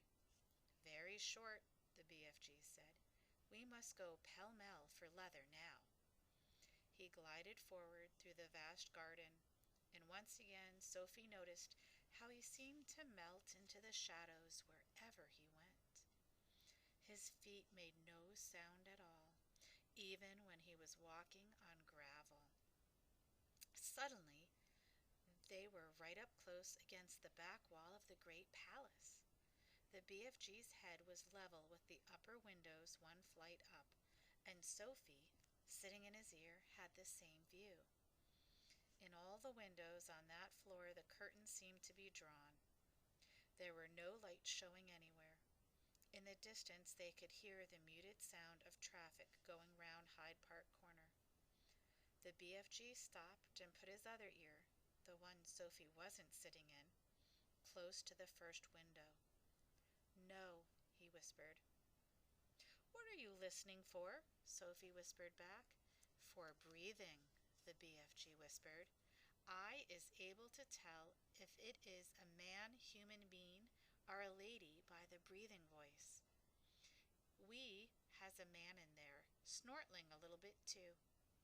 He glided on, flattening his tall, thin, black cloaked body against the side of the building. He came to the next window. He listened. "No," he whispered. He moved on. "This room is empty," he whispered.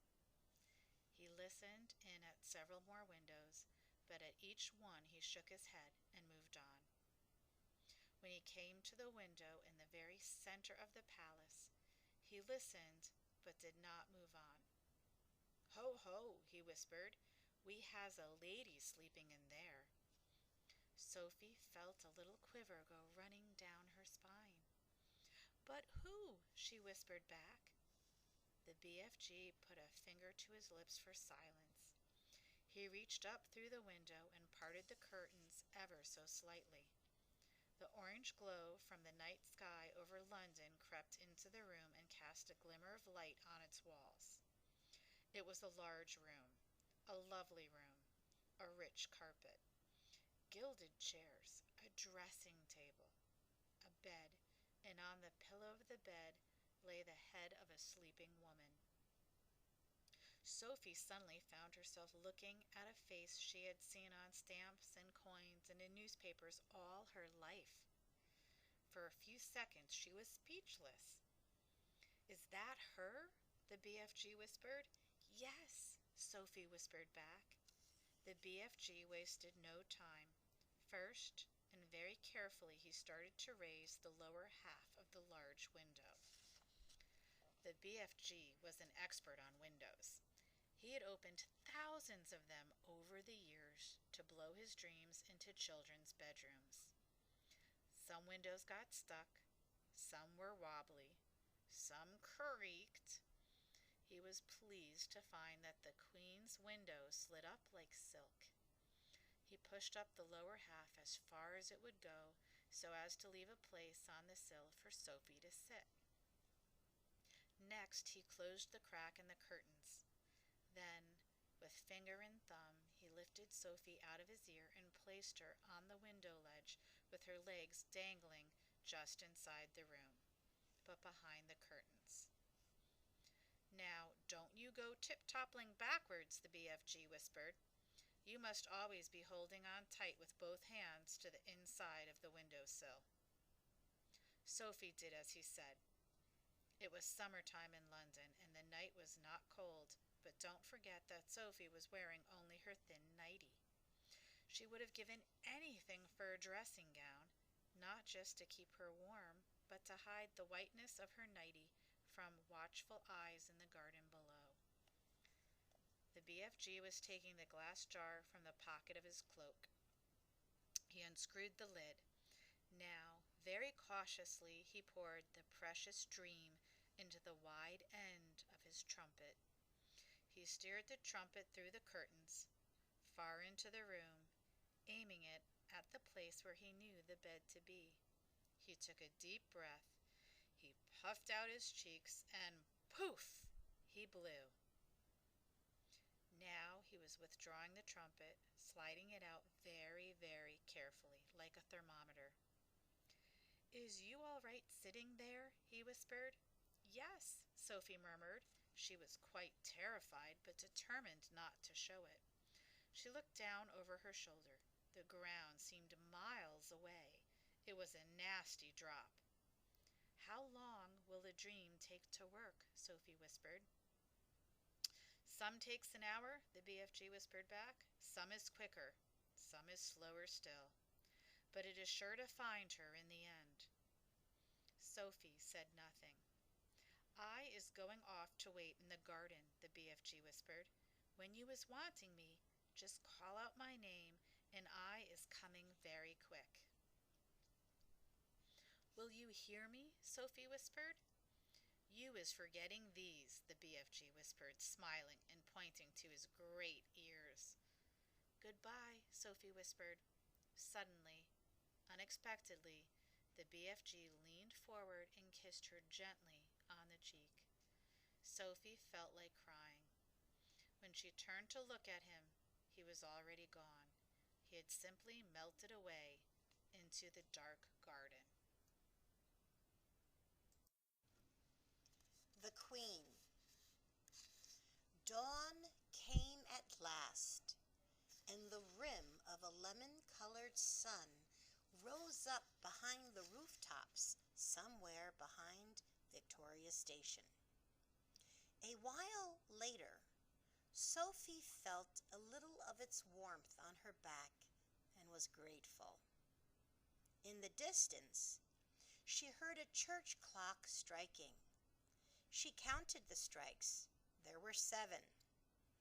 She found it almost impossible to believe that she, Sophie, a little orphan of no real importance in the world, was at this moment actually sitting high above the ground on the windowsill of the Queen of England's bedroom, with the Queen herself asleep in there behind the curtain, not more than 5 yards away.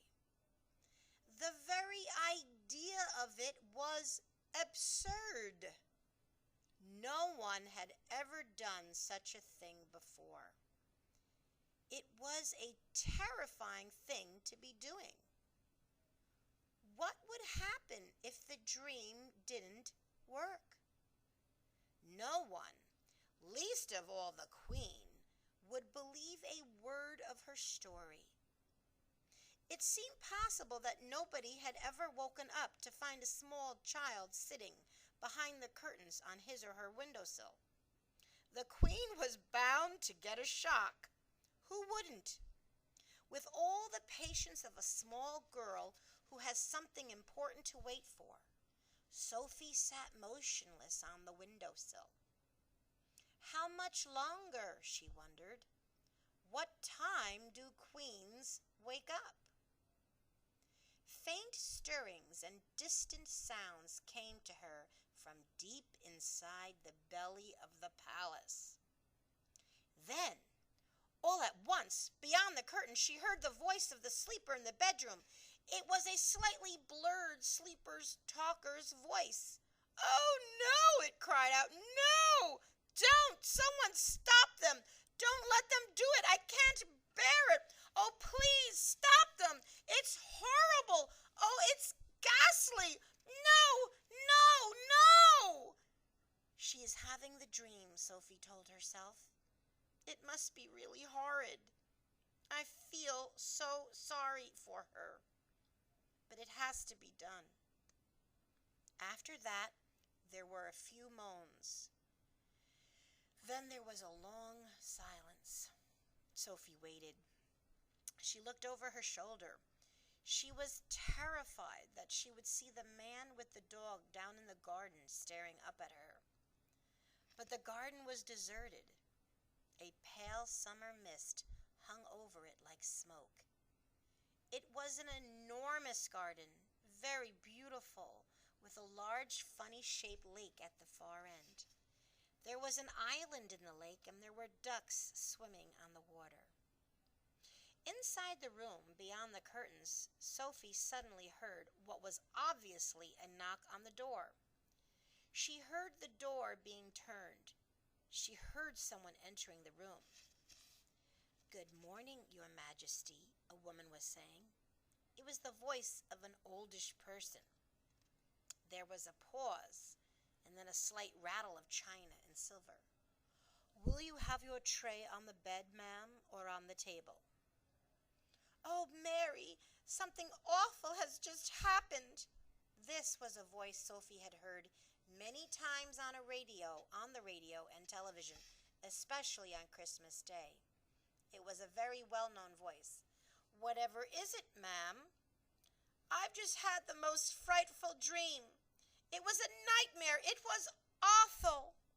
"Oh, I am so sorry, ma'am, but don't be distressed. You're awake now and it will go away. It was only a dream, ma'am." "Do you know what I dreamt, Mary? I dreamt that girls and boys were being snatched out of their beds at boarding school and were being eaten by the most ghastly giants. The giants were putting their arms in through the dormitory windows and plucking the children out with their fingers. One lot from a girls' school and another from a boys' school. It was all so vivid, Mary. It was so real." There was a silence. Sophie waited. She was quivering with excitement. But why the silence? Why didn't the other one, the maid, why didn't she say something? "What on earth's the matter, Mary?" the famous voice was saying. There was another silence. "Mary, you've gone as white as a sheet. Are you feeling ill?" There was suddenly a crash and a clatter of crockery, which could only have meant that the tray the maid was carrying had fallen out of her hands. "Mary," the famous voice was saying rather sharply, "I think you'd better sit down at once. You look as though you're going to faint. You really mustn't take it so hard just because I've had an awful dream." That isn't the reason, ma'am." The maid's voice was quivering terribly. "Then for heaven's sakes, what is the reason?" "I'm very sorry about the tray, ma'am." "Oh, don't worry about the tray. But what on earth was it that made you drop it? Why did you go white as a ghost all of a sudden?" "You haven't seen the papers yet, have you, ma'am?" "No, what do they say?" Sophie heard the rustling of a newspaper as it was being handed over. "It's like the very dream you had in the night, ma'am." "Rubbish, Mary. Where is it?" "On the front page, ma'am. It's the big headlines." "Great Scott!" cried the famous voice. 18 girls vanish mysteriously from their beds at Rodean School. 14 boys disappear from Eton. Bones are found underneath dormitory windows. Then there was a pause punctuated by gasps from the famous voice as the newspaper article was clearly being read and digested. "Oh, how ghastly!" the famous voice cried out. "It's absolutely frightful. Bones under the windows. What can have happened? Oh, those poor children." "But, ma'am, don't you see, ma'am?" "See what, Mary?"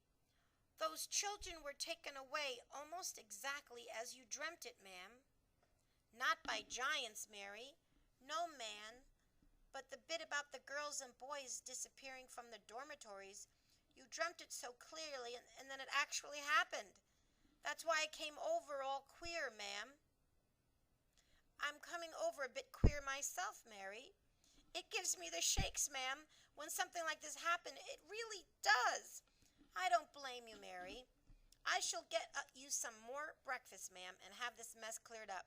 "No, don't go, Mary. Stay here a moment." Sophie wished she could see into the room, but she didn't dare touch the curtains. The famous voice began speaking again. "I really did dream about those children, Mary. It was clear as crystal." "I know you did, ma'am. I don't know how giants got into it. That was rubbish. Shall I draw the curtains, ma'am? Then we shall all feel better. It's a lovely day." "Please do." With a swish, the great curtains were pulled aside. The maid screamed. Sophie froze to the window ledge. The queen, sitting up in her bed with the Times on her lap, glanced up sharply. Now it was her turn to freeze. She didn't scream as the maid had done. Queens are too self-controlled for that.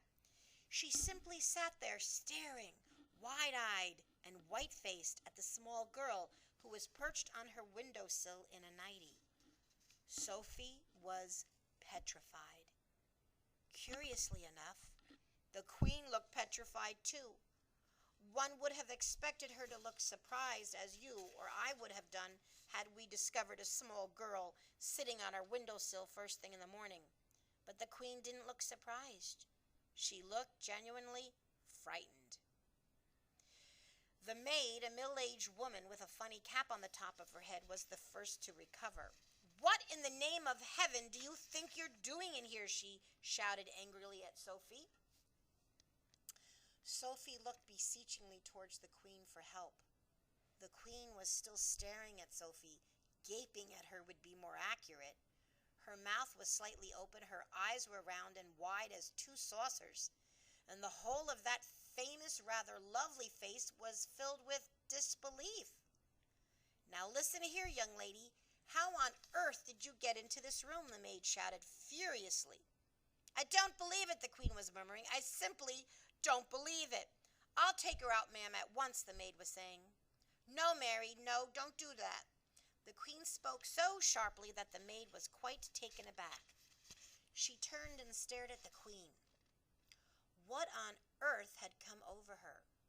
It looked as though she was in a state of shock. "Are you all right, ma'am?" the maid was saying. When the queen spoke again, it was in a strange, strangled sort of whisper. "Tell me, Mary," she said. "Tell me quite truthfully. Is there really a little girl sitting on my windowsill? Or am I still dreaming?" "She is sitting there all right, ma'am, as clear as daylight, but heaven only knows how she got there. Your Majesty is certainly not dreaming at this time." "But that's exactly what I did dream," the queen cried out. "I dreamt that as well. I dreamt there would be a little girl sitting on my windowsill in her nightie, and she would talk to me." The maid, with her hands clasped across her starched white bosom, was staring at her mistress with a look of absolute disbelief on her face. The situation was getting beyond her. She was lost. She had not been trained to cope with this kind of madness. "Are you real?" the queen said to Sophie. Yes, your Majesty," Sophie murmured. "What is your name?" "Sophie, your Majesty." And how did you get up onto my windowsill? No, don't answer that. Hang on a moment. I dreamed that part of it, too. I dreamed that a giant put you there. He did, Your Majesty, Sophie said. The maid gave a howl of anguish and clasped her hands over her face. Control yourself, Mary, the Queen said sharply. Then to Sophie she said, You are not serious about the giant, are you? Oh, yes, Your Majesty. He's out there in the garden now. Is he indeed, the Queen said. The sheer absurdity of it all was helping her to regain her composure. So he's here in the garden, is he? She said, smiling a little. He is a good giant, Your Majesty, Sophie said. You need not be frightened of him. I'm delighted to hear it, said the Queen, still smiling. He is my best friend, Your Majesty. How nice, the Queen said. He's a lovely giant, Your Majesty. I'm quite sure he is, the Queen said. But why have you and this giant come to see me? I think you have dreamed that part of it too, Your Majesty, Sophie said calmly. That pulled the Queen up short. It took the smile right off her face. She certainly had dreamed that part of it.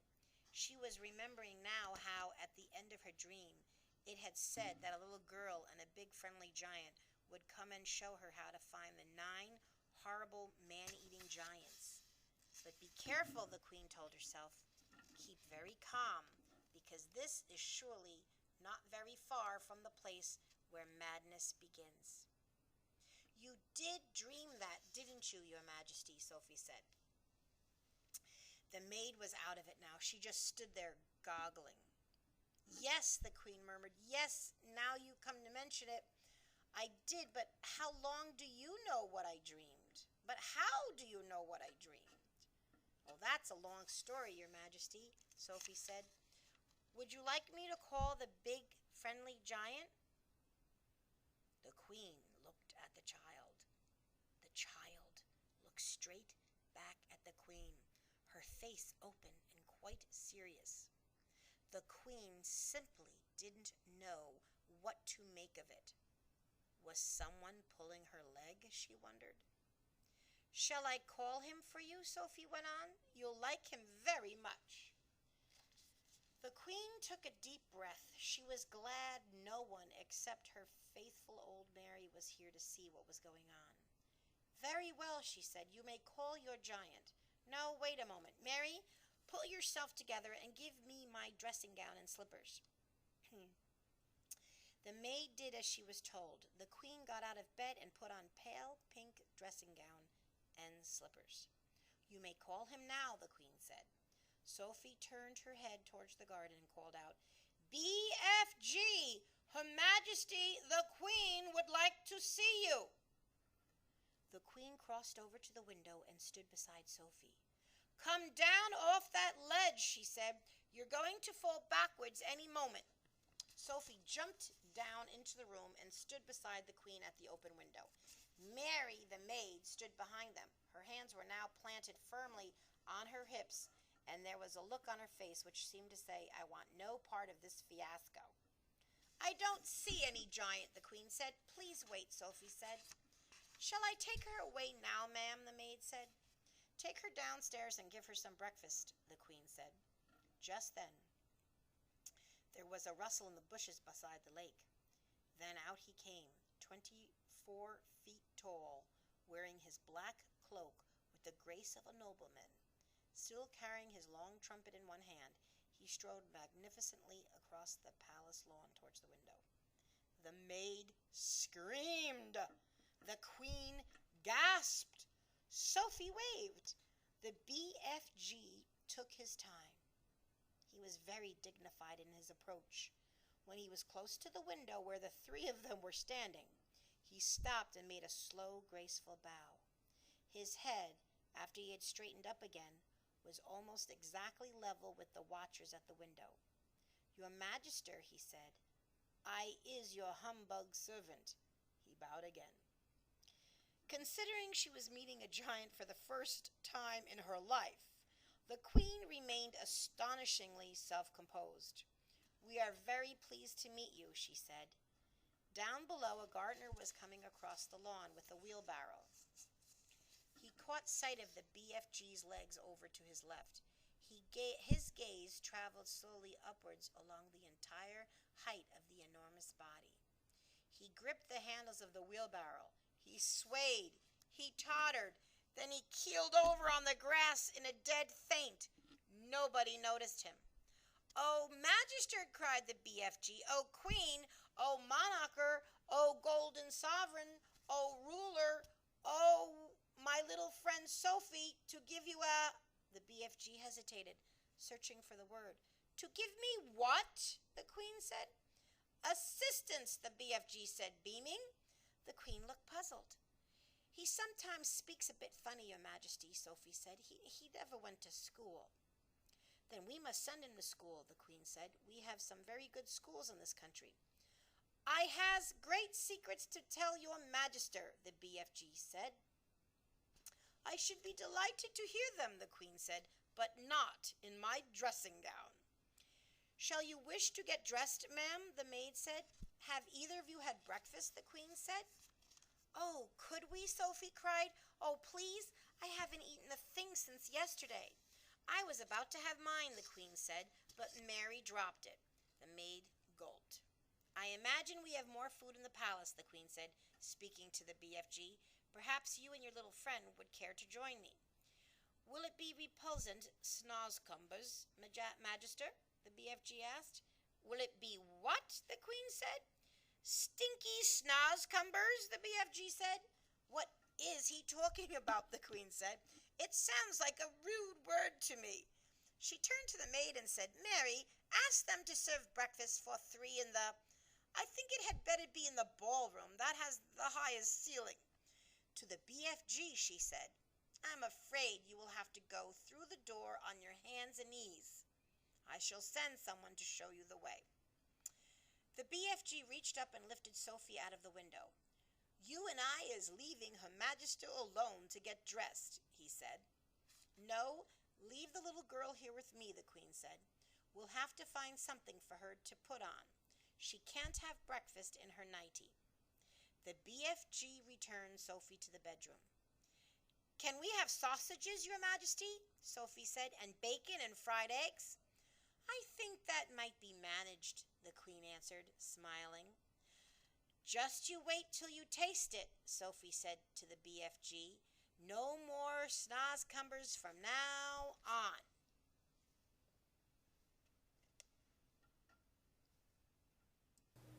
The Royal Breakfast. There was a frantic scurry among the palace servants when orders were received from the Queen that a 24-foot giant must be seated with Her Majesty in the great ballroom within the next half hour. The butler, an imposing personage named Mr. Tibbs, was in supreme command of all the palace servants, and he did the best he could in the short time available. A man does not rise to become the Queen's butler unless he is gifted with extraordinary ingenuity, adaptability, versatility, dexterity, cunning, sophistication, sagacity, discretion, and a host of other talents that neither you nor I possess. Mr. Tibbs had them all. He was in the butler's pantry sipping an early morning glass of light ale when the order reached him. In a split second he had made the following calculations in his head. If a normal 6-foot man requires a 3-foot-high table to eat off of, a 24-foot giant will require a 12-foot-high table. And if a 6-foot man requires a chair with a 2-foot-high seat, a 24-foot giant will require a chair with an 8-foot-high seat. Everything, Mr. Tibbs told himself, must be multiplied by 4. 2 breakfast eggs must become 8. 4 rashers of bacon must become 16. 3 pieces of toast must become 12, and so on. These calculations about food were immediately passed on to Monsieur Papillon, the royal chef. Mr. Tibbs skimmed into the ballroom. Butlers don't walk, they skim over the ground, followed by a whole army of footmen. The footmen all wore knee breeches, and every one of them displayed beautifully rounded calves and ankles. There is no way you can become a royal footman unless you have a well-turned ankle. It is the first thing they look at when you are interviewed. "Push the grand piano into the center of the room," Mr. Tibbs whispered. Butlers never raised their voices above the softest whisper. 4 footmen moved the piano. "Now fetch a large chest of drawers and put it on top of the piano," Mr. Tibbs whispered. 3 other footmen fetched a very fine Chippendale mahogany chest of drawers and placed it on top of the piano. "That will be his seat," Mr. Tibbs whispered. "It is exactly 8 feet off the ground. Now we shall make a table upon which this gentleman may eat his breakfast in comfort. Fetch me 4 very tall grandfather clocks. There are plenty of them around the palace. Let each clock be 12 feet high." 16 footmen spread out around the palace to find the clocks. They were not easy to carry and required 4 footmen to each one. "Place the 4 clocks in a rectangle 8 feet by 4 alongside the grand piano," Mr. Tibbs whispered. The footman did so. "Now fetch me the young prince's ping-pong table," Mr. Tibbs whispered. The ping-pong table was carried in. "Unscrew its legs and take them away," Mr. Tibbs whispered. This was done. "Now place the ping-pong table on top of the 4 grandfather clocks," Mr. Tibbs whispered. To manage this, the footmen had to stand on step-ladders. Mr. Tibbs stood back to survey the new furniture. "None of it is in the classic style," he whispered, "but it will have to do." He gave orders that a damask tablecloth should be draped over the ping-pong table, and in the end it looked really quite elegant after all. At this point Mr. Tibbs was seen to hesitate. The footmen all stared at him, aghast. Butlers never hesitate, not even when they are faced with the most impossible problems. It is their job to be totally decisive at all times. "Knives and forks and spoons," Mr. Tibbs was heard to mutter. "Our cutlery will be like little pins in his hands." But Mr. Tibbs didn't hesitate for long. "Tell the head gardener that I require immediately a brand new unused garden fork and also a spade, and for a knife we shall use the great sword hanging on the wall in the morning room. But clean the sword well first. It was last used to cut off the head of King Charles I, and there may be a little of dried blood on the blade." When all this had been accomplished, Mr. Tibbs stood near the center of the ballroom, casting his expert butler's eye over the scene. Had he forgotten anything? He certainly had. What about a coffee cup for the large gentleman? "Fetch me," he whispered, "the biggest jug you can find in the kitchen." A splendid 1-gallon porcelain water jug was brought in and placed on the giant's table beside the garden fork and the garden spade and the great sword. So much for the giant. Mr. Tibbs then had the footman move a small, delicate table and 2 chairs alongside the giant's table. This was for the Queen and for Sophie. The fact that the giant's table and chair towered far above the smaller table could not be helped. All these arrangements were only just completed when the Queen, now fully dressed in a trim skirt and cashmere cardigan, entered the ballroom holding Sophie by the hand. A pretty blue dress that had once belonged to one of the princesses had been found for Sophie, and to make her look prettier still, the Queen had picked up a superb sapphire brooch from her dressing table and had pinned it on the left side of Sophie's chest. The big friendly giant followed behind them, but he had an awful job getting through the door. He had to squeeze himself through on his hands and knees, with 2 footmen pushing him from behind and 2 pulling from the front. But he got through in the end. He had removed his black cloak and got rid of his trumpet, and was now wearing his ordinary simple clothes. As he walked across the ballroom, he had to stoop quite a lot to avoid hitting the ceiling. Because of this, he failed to notice an enormous crystal chandelier. Crash! Went his head right into the chandelier. A shower of glass fell upon the poor BFG. "Gong hummers and bugs, winkles," he cried. "What was that?" "It was Louis XV," the Queen said, looking slightly put out. "He's never been in a house before," Sophie said. Mr. Tibbs scowled. He directed 4 footmen to clear up the mess, then, with a disdainful little wave of the hand, he indicated to the giant that he should seat himself on top of the chest of drawers on top of the grand piano. "What a fizz-whizzing, flush-bunking seat!" cried the BFG. "I is going to be bug as a snug in a rug up here."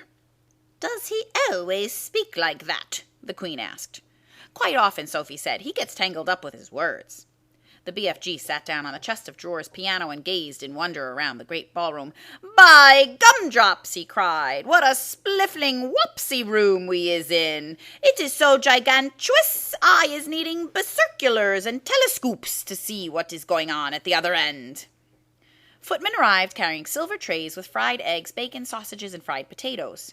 At this point, Mr. Tibbs suddenly realized that in order to serve the BFG at his 12-foot-high grandfather clock table, he would have to climb to the top of one of the tall step-ladders. What's more, he must do it balancing a huge warm plate on the palm of one hand and holding a gigantic silver coffee pot in the other. A normal man would have flinched at the thought of it, but good butlers never flinch. Up he went, up, up, and up, while the Queen and Sophie watched him with great interest. It is possible they were both secretly hoping he would lose his balance and go crashing to the floor, but good butlers never crash.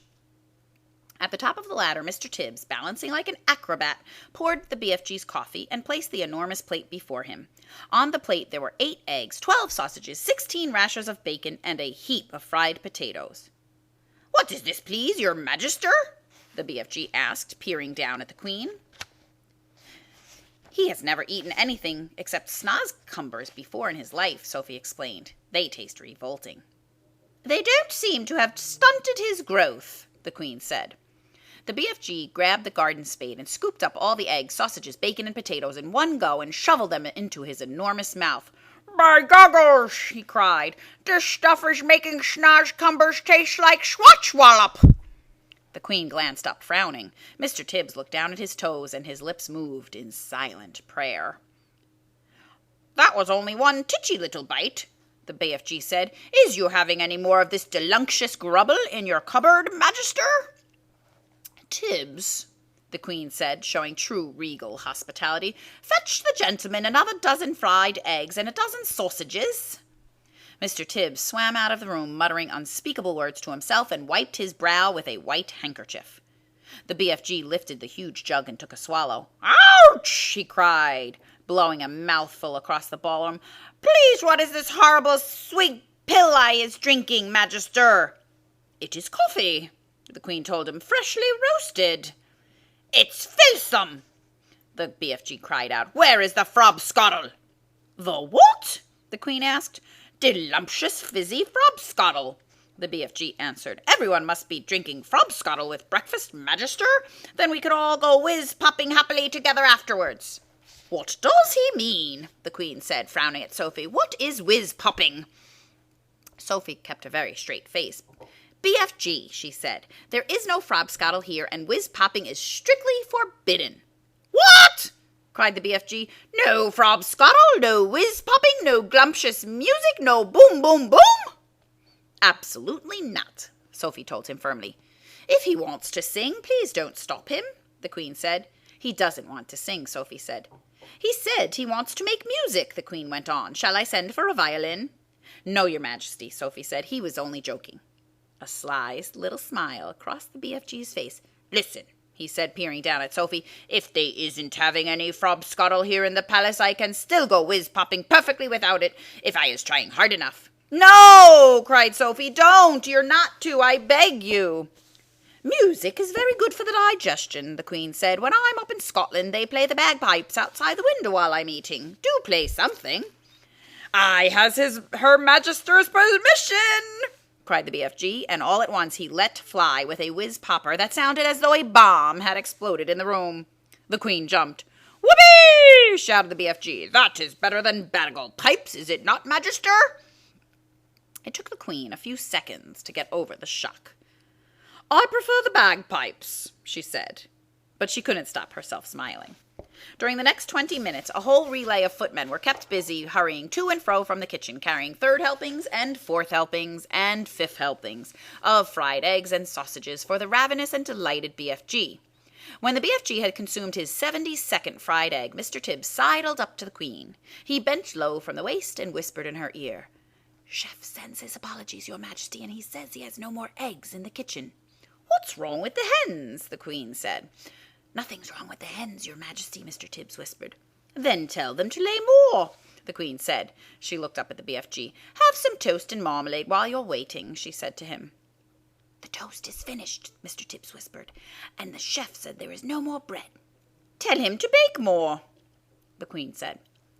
While all this was going on, Sophie had been telling the Queen everything, absolutely everything about her visit to Giant Country. The Queen listened, appalled. When Sophie had finished, the Queen looked up at the BFG, who was sitting high above her. He was now eating a sponge cake. "Big friendly giant," she said. "Last night those man-eating brutes came to England. Can you remember where they went the night before?" The BFG put a whole round sponge cake into his mouth and chewed it slowly while he thought about this question. "Yes, Magister.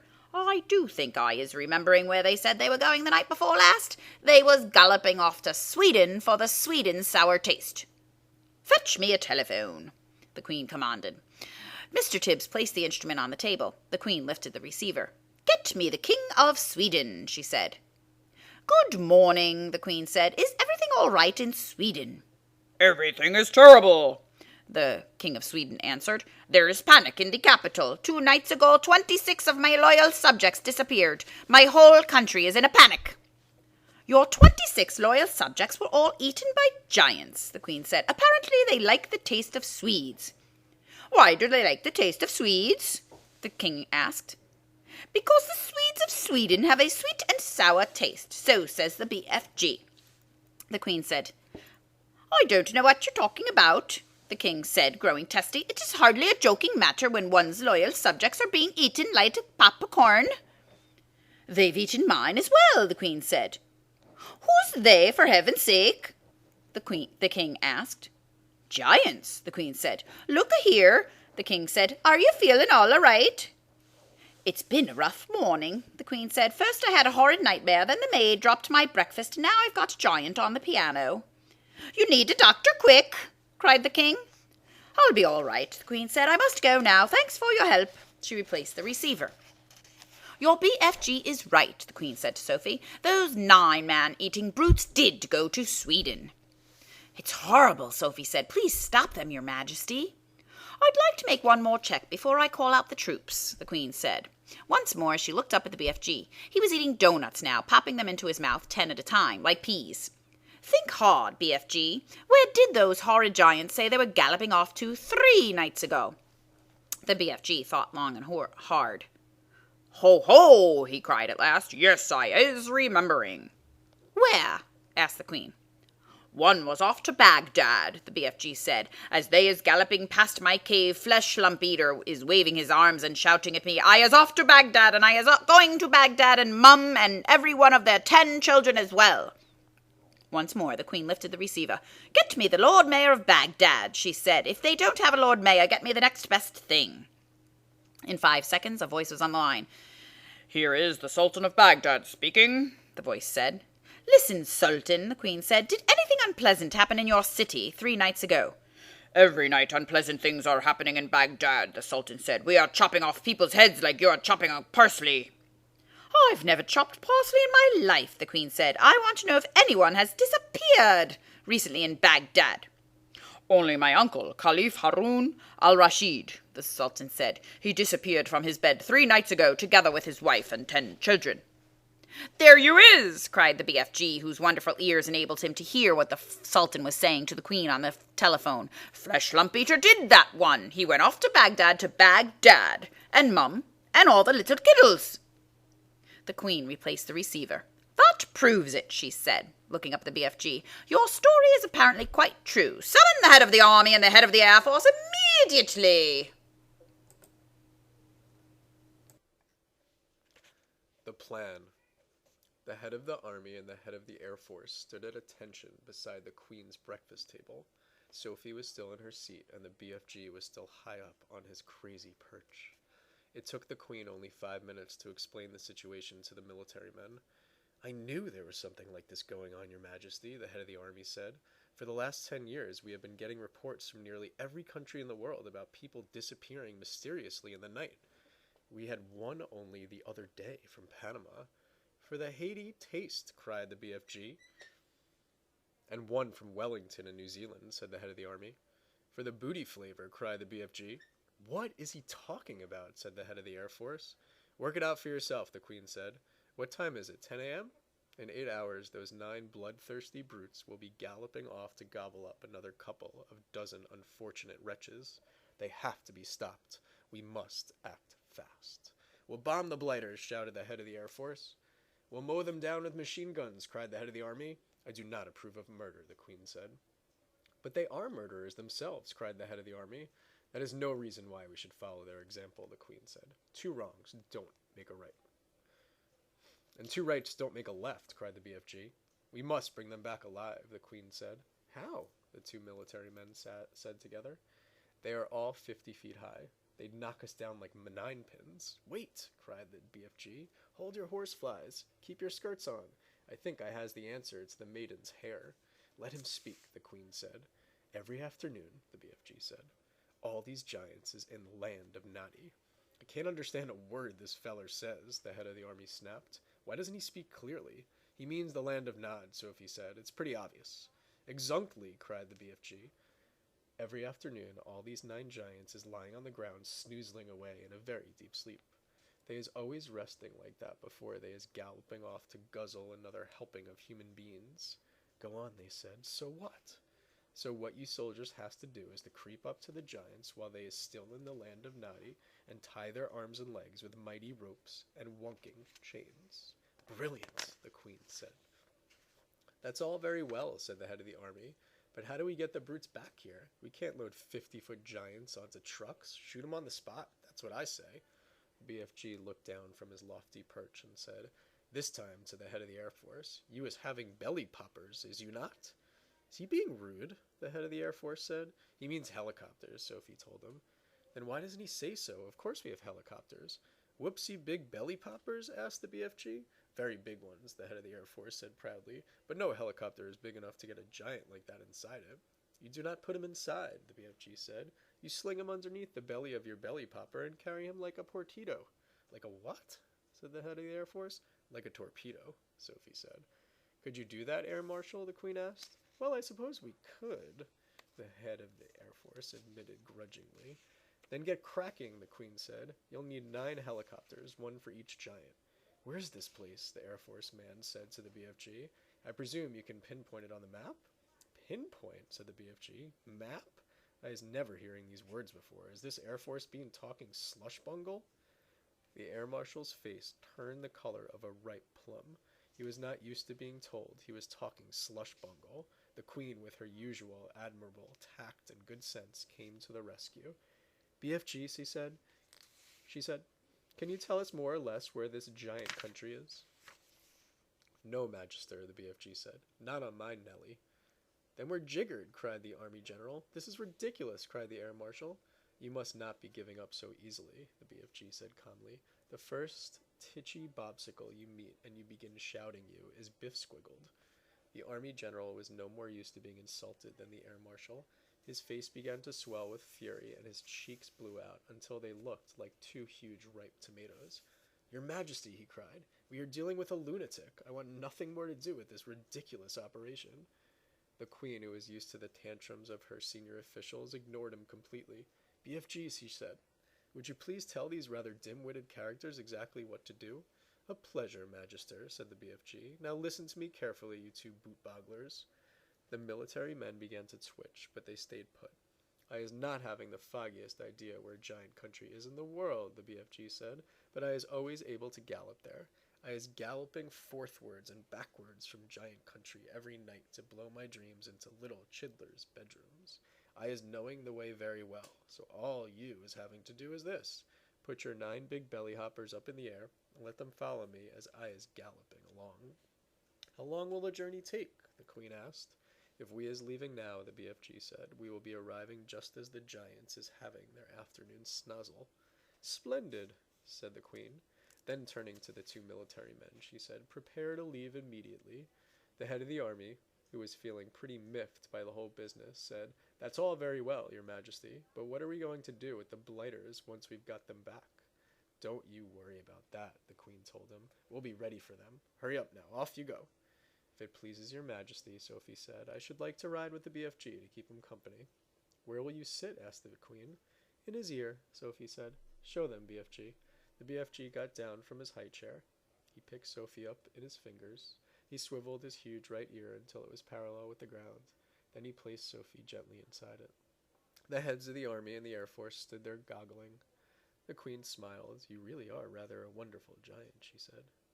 Magister, the BFG said, I is wishing to ask a very special thing from you. What is it? The Queen said. Could I please bring back here in the belly poppers all my collection of dreams? They is taking me years and years to collect, and I is not wanting to lose them. Why, of course, the Queen said. I wish you a safe journey. Chapter 22, Capture. The BFG had made thousands of journeys to and from giant country over the years, but he had never in his life made one quite like this, with 9 huge helicopters roaring along just over his head. He had never before traveled in broad daylight either. He hadn't dared to, but this was different. Now he was doing it for the Queen of England herself, and he was frightened of nobody. As he galloped across the British Isles with the helicopters thundering above him, people stood and gaped and wondered what on earth was going on. They had never seen the likes of it before, and they would never again. Every now and then the pilots of the helicopters would catch a glimpse of a small girl wearing glasses crouching in the giant's right ear and waving to them. They always waved back. The pilots marveled at the giant's speed and at the way he leapt across wide rivers and over huge houses.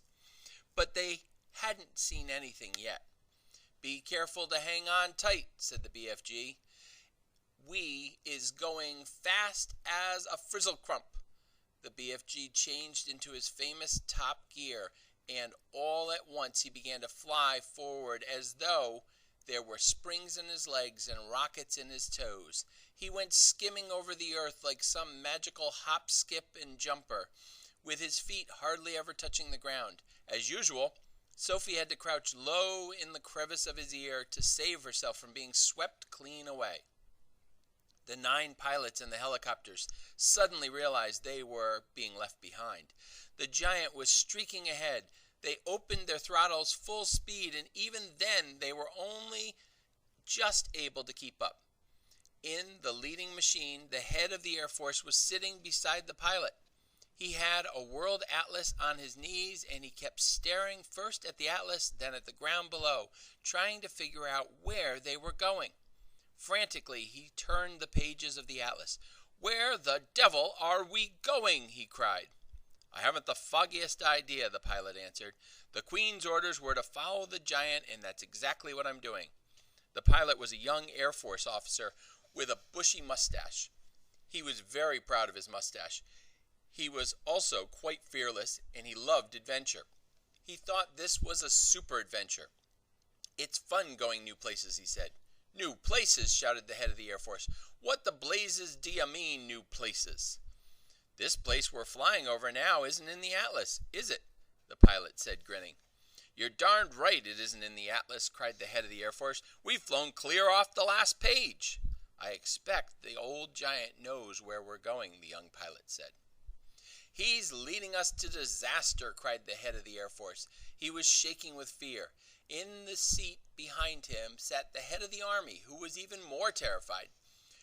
"You don't mean to tell me we've gone right out of the atlas," he cried, leaning forward to look.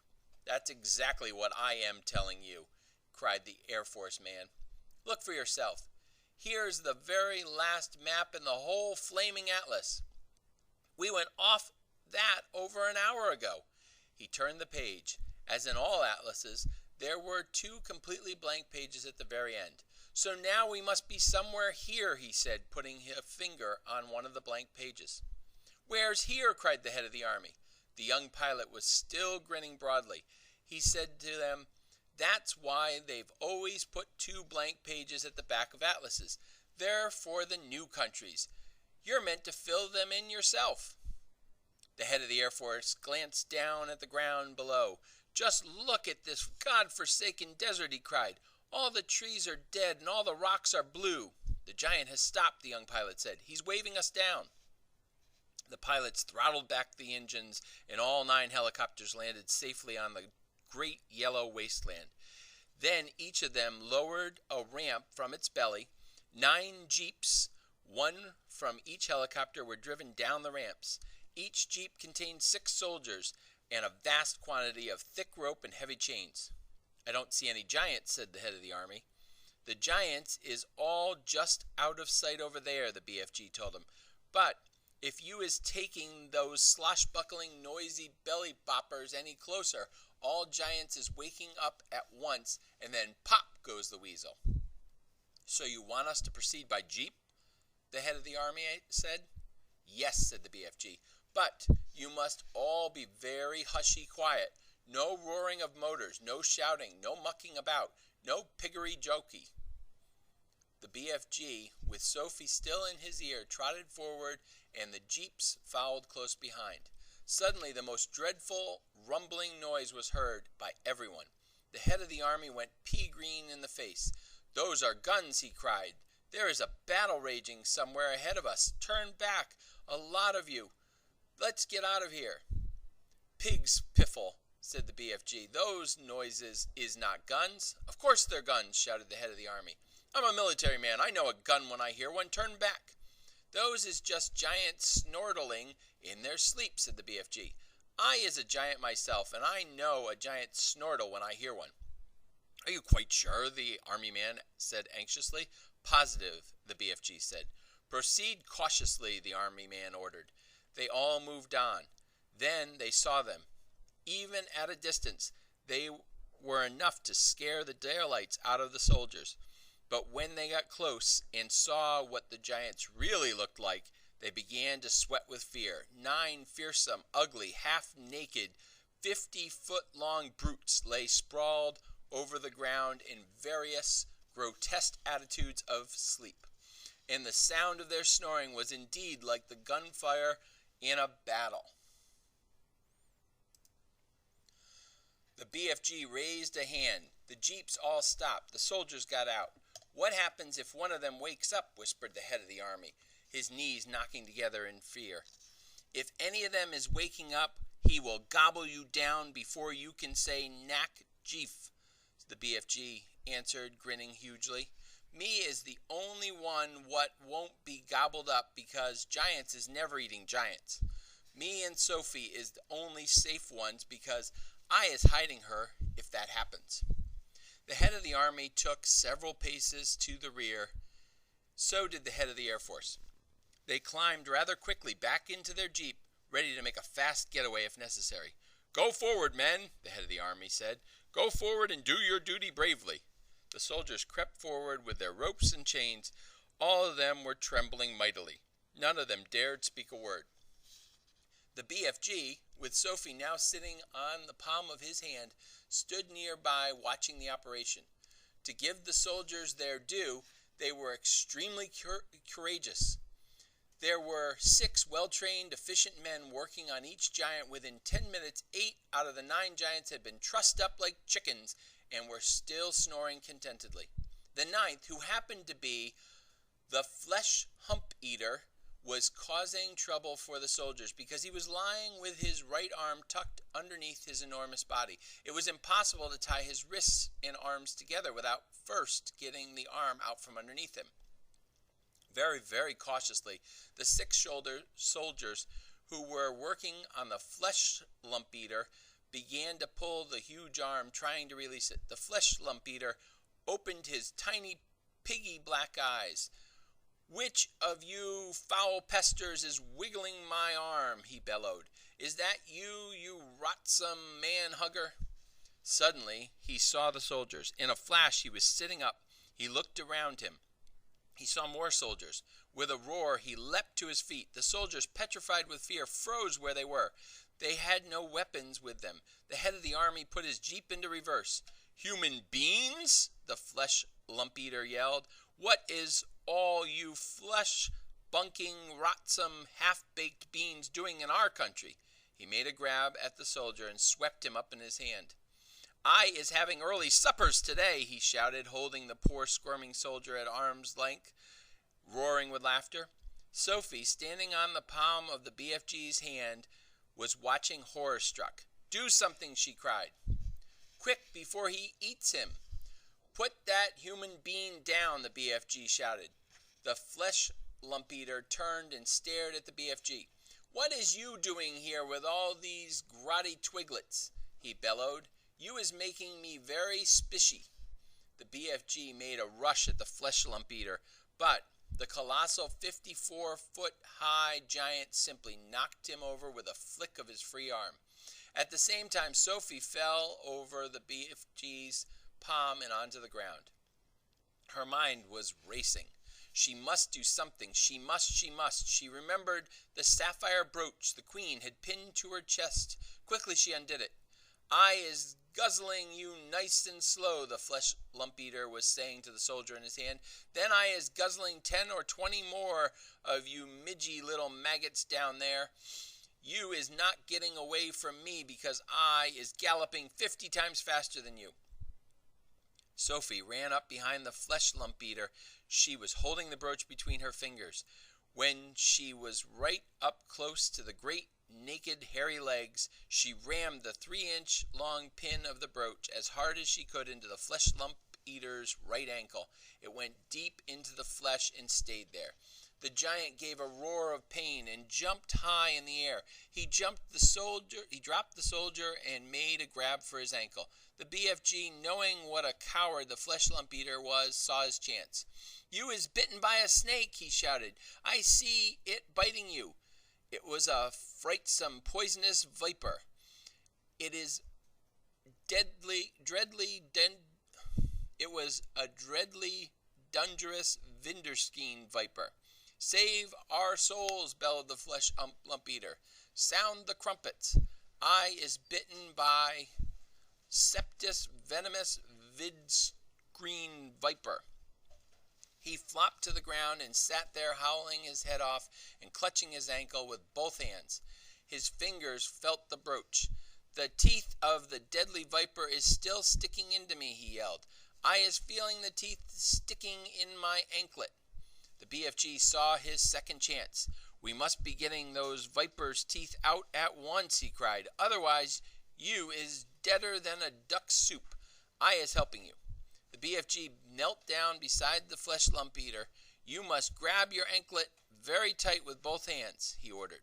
"That will stop the poisonous juices from the venomous viper going up your leg and into your heart."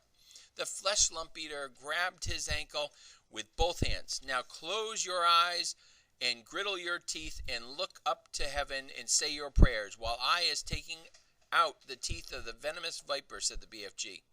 The terrified flesh lump eater did exactly as he was told. The BFG signaled for some rope.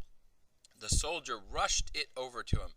With both the flesh lump eater's hands gripping his ankle, it was a simple matter for the BFG to tie the ankles and hands together with a tight knot.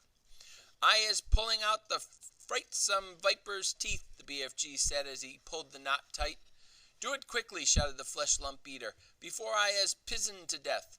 "There we is," the BFG said, standing up. "You can look now." When the flesh lump eater saw that he was trussed up like a turkey, he gave a yell so loud that the heavens trembled. He rolled and wriggled and fought, and he friggled and squirmed and squiggled, but there was not a thing he could do. "Well done, you," Sophie cried. "Well done, you," said BFG, smiling down at the little girl. "You is saving all of our lives." "Will you please get that brooch back for me?" Sophie said. "It belongs to the queen." The BFG pulled the beautiful brooch out of the flesh lump eater's ankle. The flesh lump eater howled. The BFG wiped the pin and handed it back to Sophie. Curiously, not one of the other 8 snoring giants had woken up during the schmizozel. When you is only sleeping 1 or 2 hours a day, you is sleeping extra doubly deep, the BFG explained. The heads of the Army and the Air Force drove forward again in their jeep. "Her Majesty will be very pleased with me," said the head of the Army. "I shall probably get a medal. What's the next move?" "Now you is all driving over to my cave to load up my bottles of dreams," said the BFG. "We can't waste time with that rubbish," said the Army General. "It is the Queen's order," Sophie said. She was now back on the BFG's hand. So the 9 jeeps drove across to the BFG's cave and the great dream-loading operation began. There were 50,000 jars of it all loaded up, more than 5,000 in each jeep, and it took over an hour to finish the job. While the soldiers were loading the dreams, the BFG and Sophie disappeared over the mountains on a mysterious errand. When they came back, the BFG had a sack the size of a small house slung over his shoulder. "What's that you've got in there?" the head of the Army demanded to know. "Curiosity is killing the rat," the BFG said, and he turned away from the silly man. When he was sure that all his precious dreams had been safely loaded up onto the jeeps, the BFG said, "Now we is driving back to the belly boppers and picking up the frightsome giants." The jeeps drove back over to the helicopters. The 50,000 dreams were carried carefully, jar by jar, onto the helicopters. The soldiers climbed back on board, but the BFG and Sophie stayed on the ground. Then they all returned to where the 9 giants were lying. It was a fine sight to see them, these great air machines hovering over the tussled-up giants. It was even finer to see the giants being woken up by the terrific thundering of the engines overhead, and the finest sight of all was to observe those 9 hideous brutes squirming and twisting about on the ground like a mass of mighty snakes as they tried to free themselves from the ropes and chains. "I is flush-bunkled," roared the flesh lump-eater. "I is spitz-wiggled," yelled the child chewer. "I is swog-swalloped," bellowed the bone cruncher. "I is goose-gruggled," howled the man-hugger. "I is gun-swiped," shouted the meat-dipper. "I is fluck-grungled," screamed the maid-masher. "I is slop-groggled," squawked the gizzard-gulper. "I is crod-squinkled," yowled the blood-blotter. "I is mop-muggered," screeched the butcher boy. The 9 giant-carrying helicopters each chose a separate giant and hovered directly over him. Very long steel hawsers with hooks on the end of them were lowered from the front and rear of the helicopter. The BFG quickly secured the hooks to the giant's chains, one hook near the legs and the other near the arms. Then, very slowly, the giants were winched up into the air, parallel with the ground. The giants roared and bellowed, but there was nothing they could do. The BFG, with Sophie once more resting comfortably in his ear, set off at a gallop for England. The helicopters all banked around and followed after him.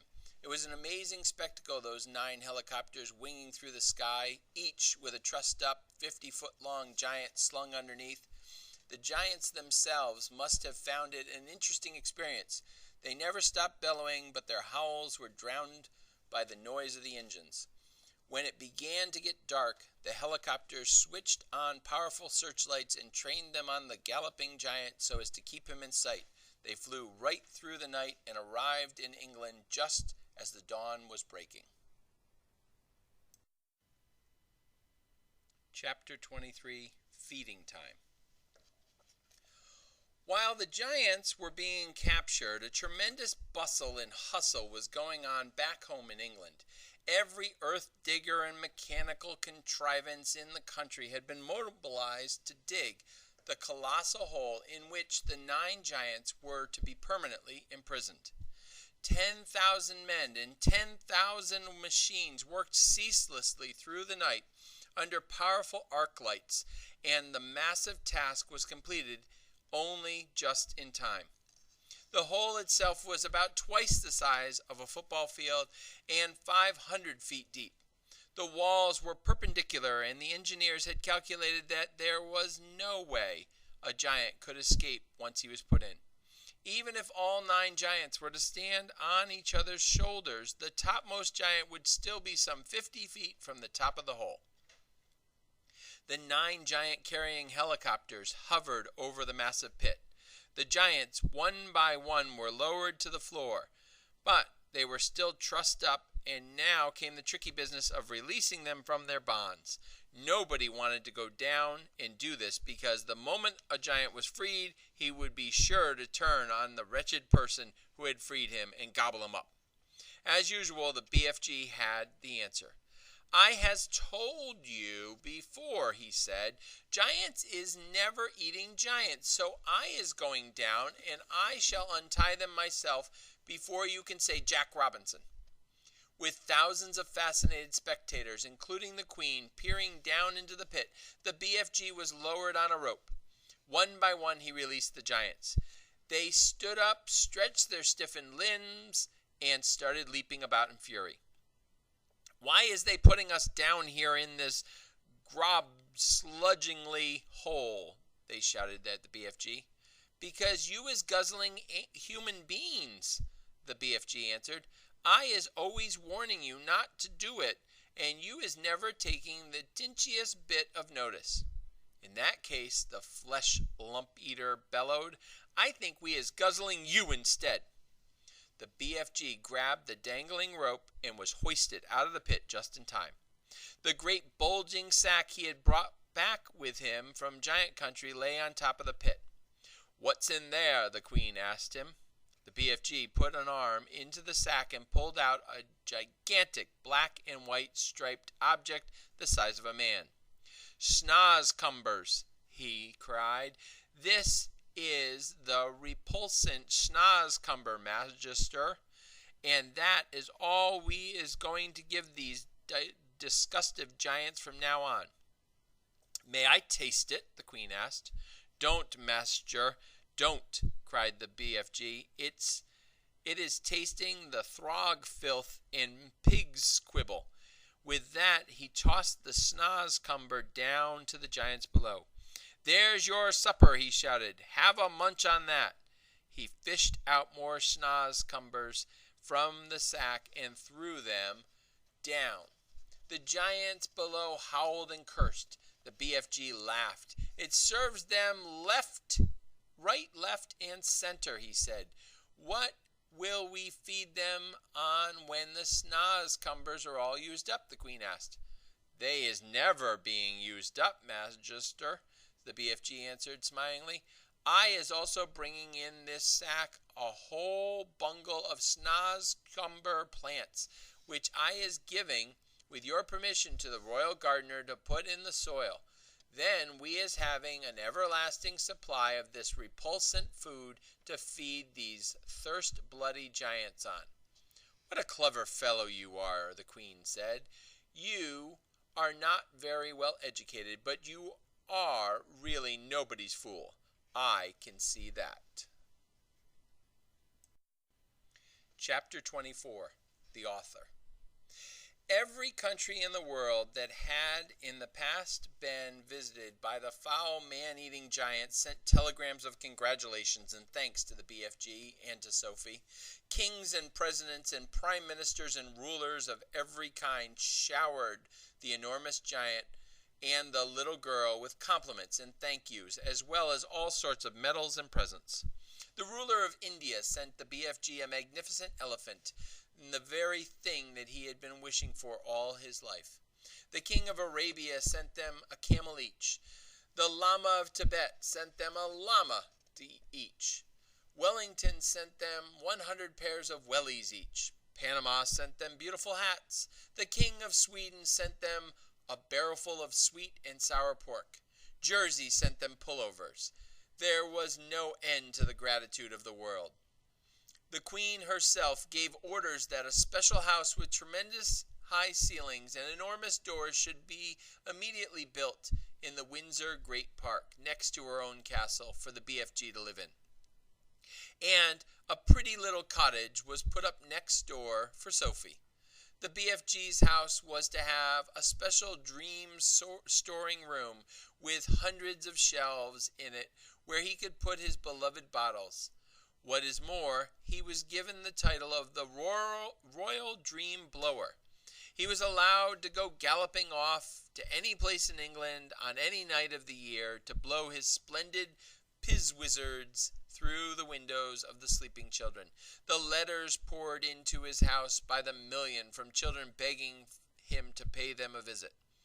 Meanwhile, tourists from all over the globe came flocking to gaze down in wonder at the 9 horrendous man-eating giants in the great pit.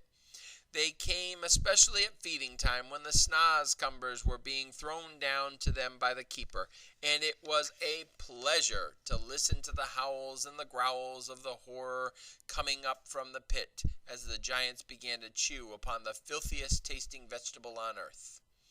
There was only one disaster. 3 silly men who had drunk too much beer for lunch decided to climb over the high fence surrounding the pit, and of course they fell in. There were yells of delight from the giants below, followed by the crunching of bones. The head keeper immediately put up a big notice on the fence saying, "It is forbidden to feed the giants." After that, there were no more disasters. The BFG expressed a wish to learn how to speak properly, and Sophie herself, who loved him as she would a father, volunteered to give him lessons every day. She even taught him how to spell and to write sentences, and he turned out to be a splendid, intelligent pupil. In his spare time, he read books. He became a tremendous reader. He read all of Charles Dickens, whom he no longer called Dolls Chickens, and all of Shakespeare and literally thousands of other books. He also started to write essays about his own past life. When Sophie read some of them, she said, "These are very good. I think perhaps one day you will become a real writer." "Oh, I would love that," cried the BFG. "Do you think I could?" "I know you could," Sophie said. "Why don't you start by writing a book about you and me?" "Very well," the BFG said. "I will give it a try." So he did.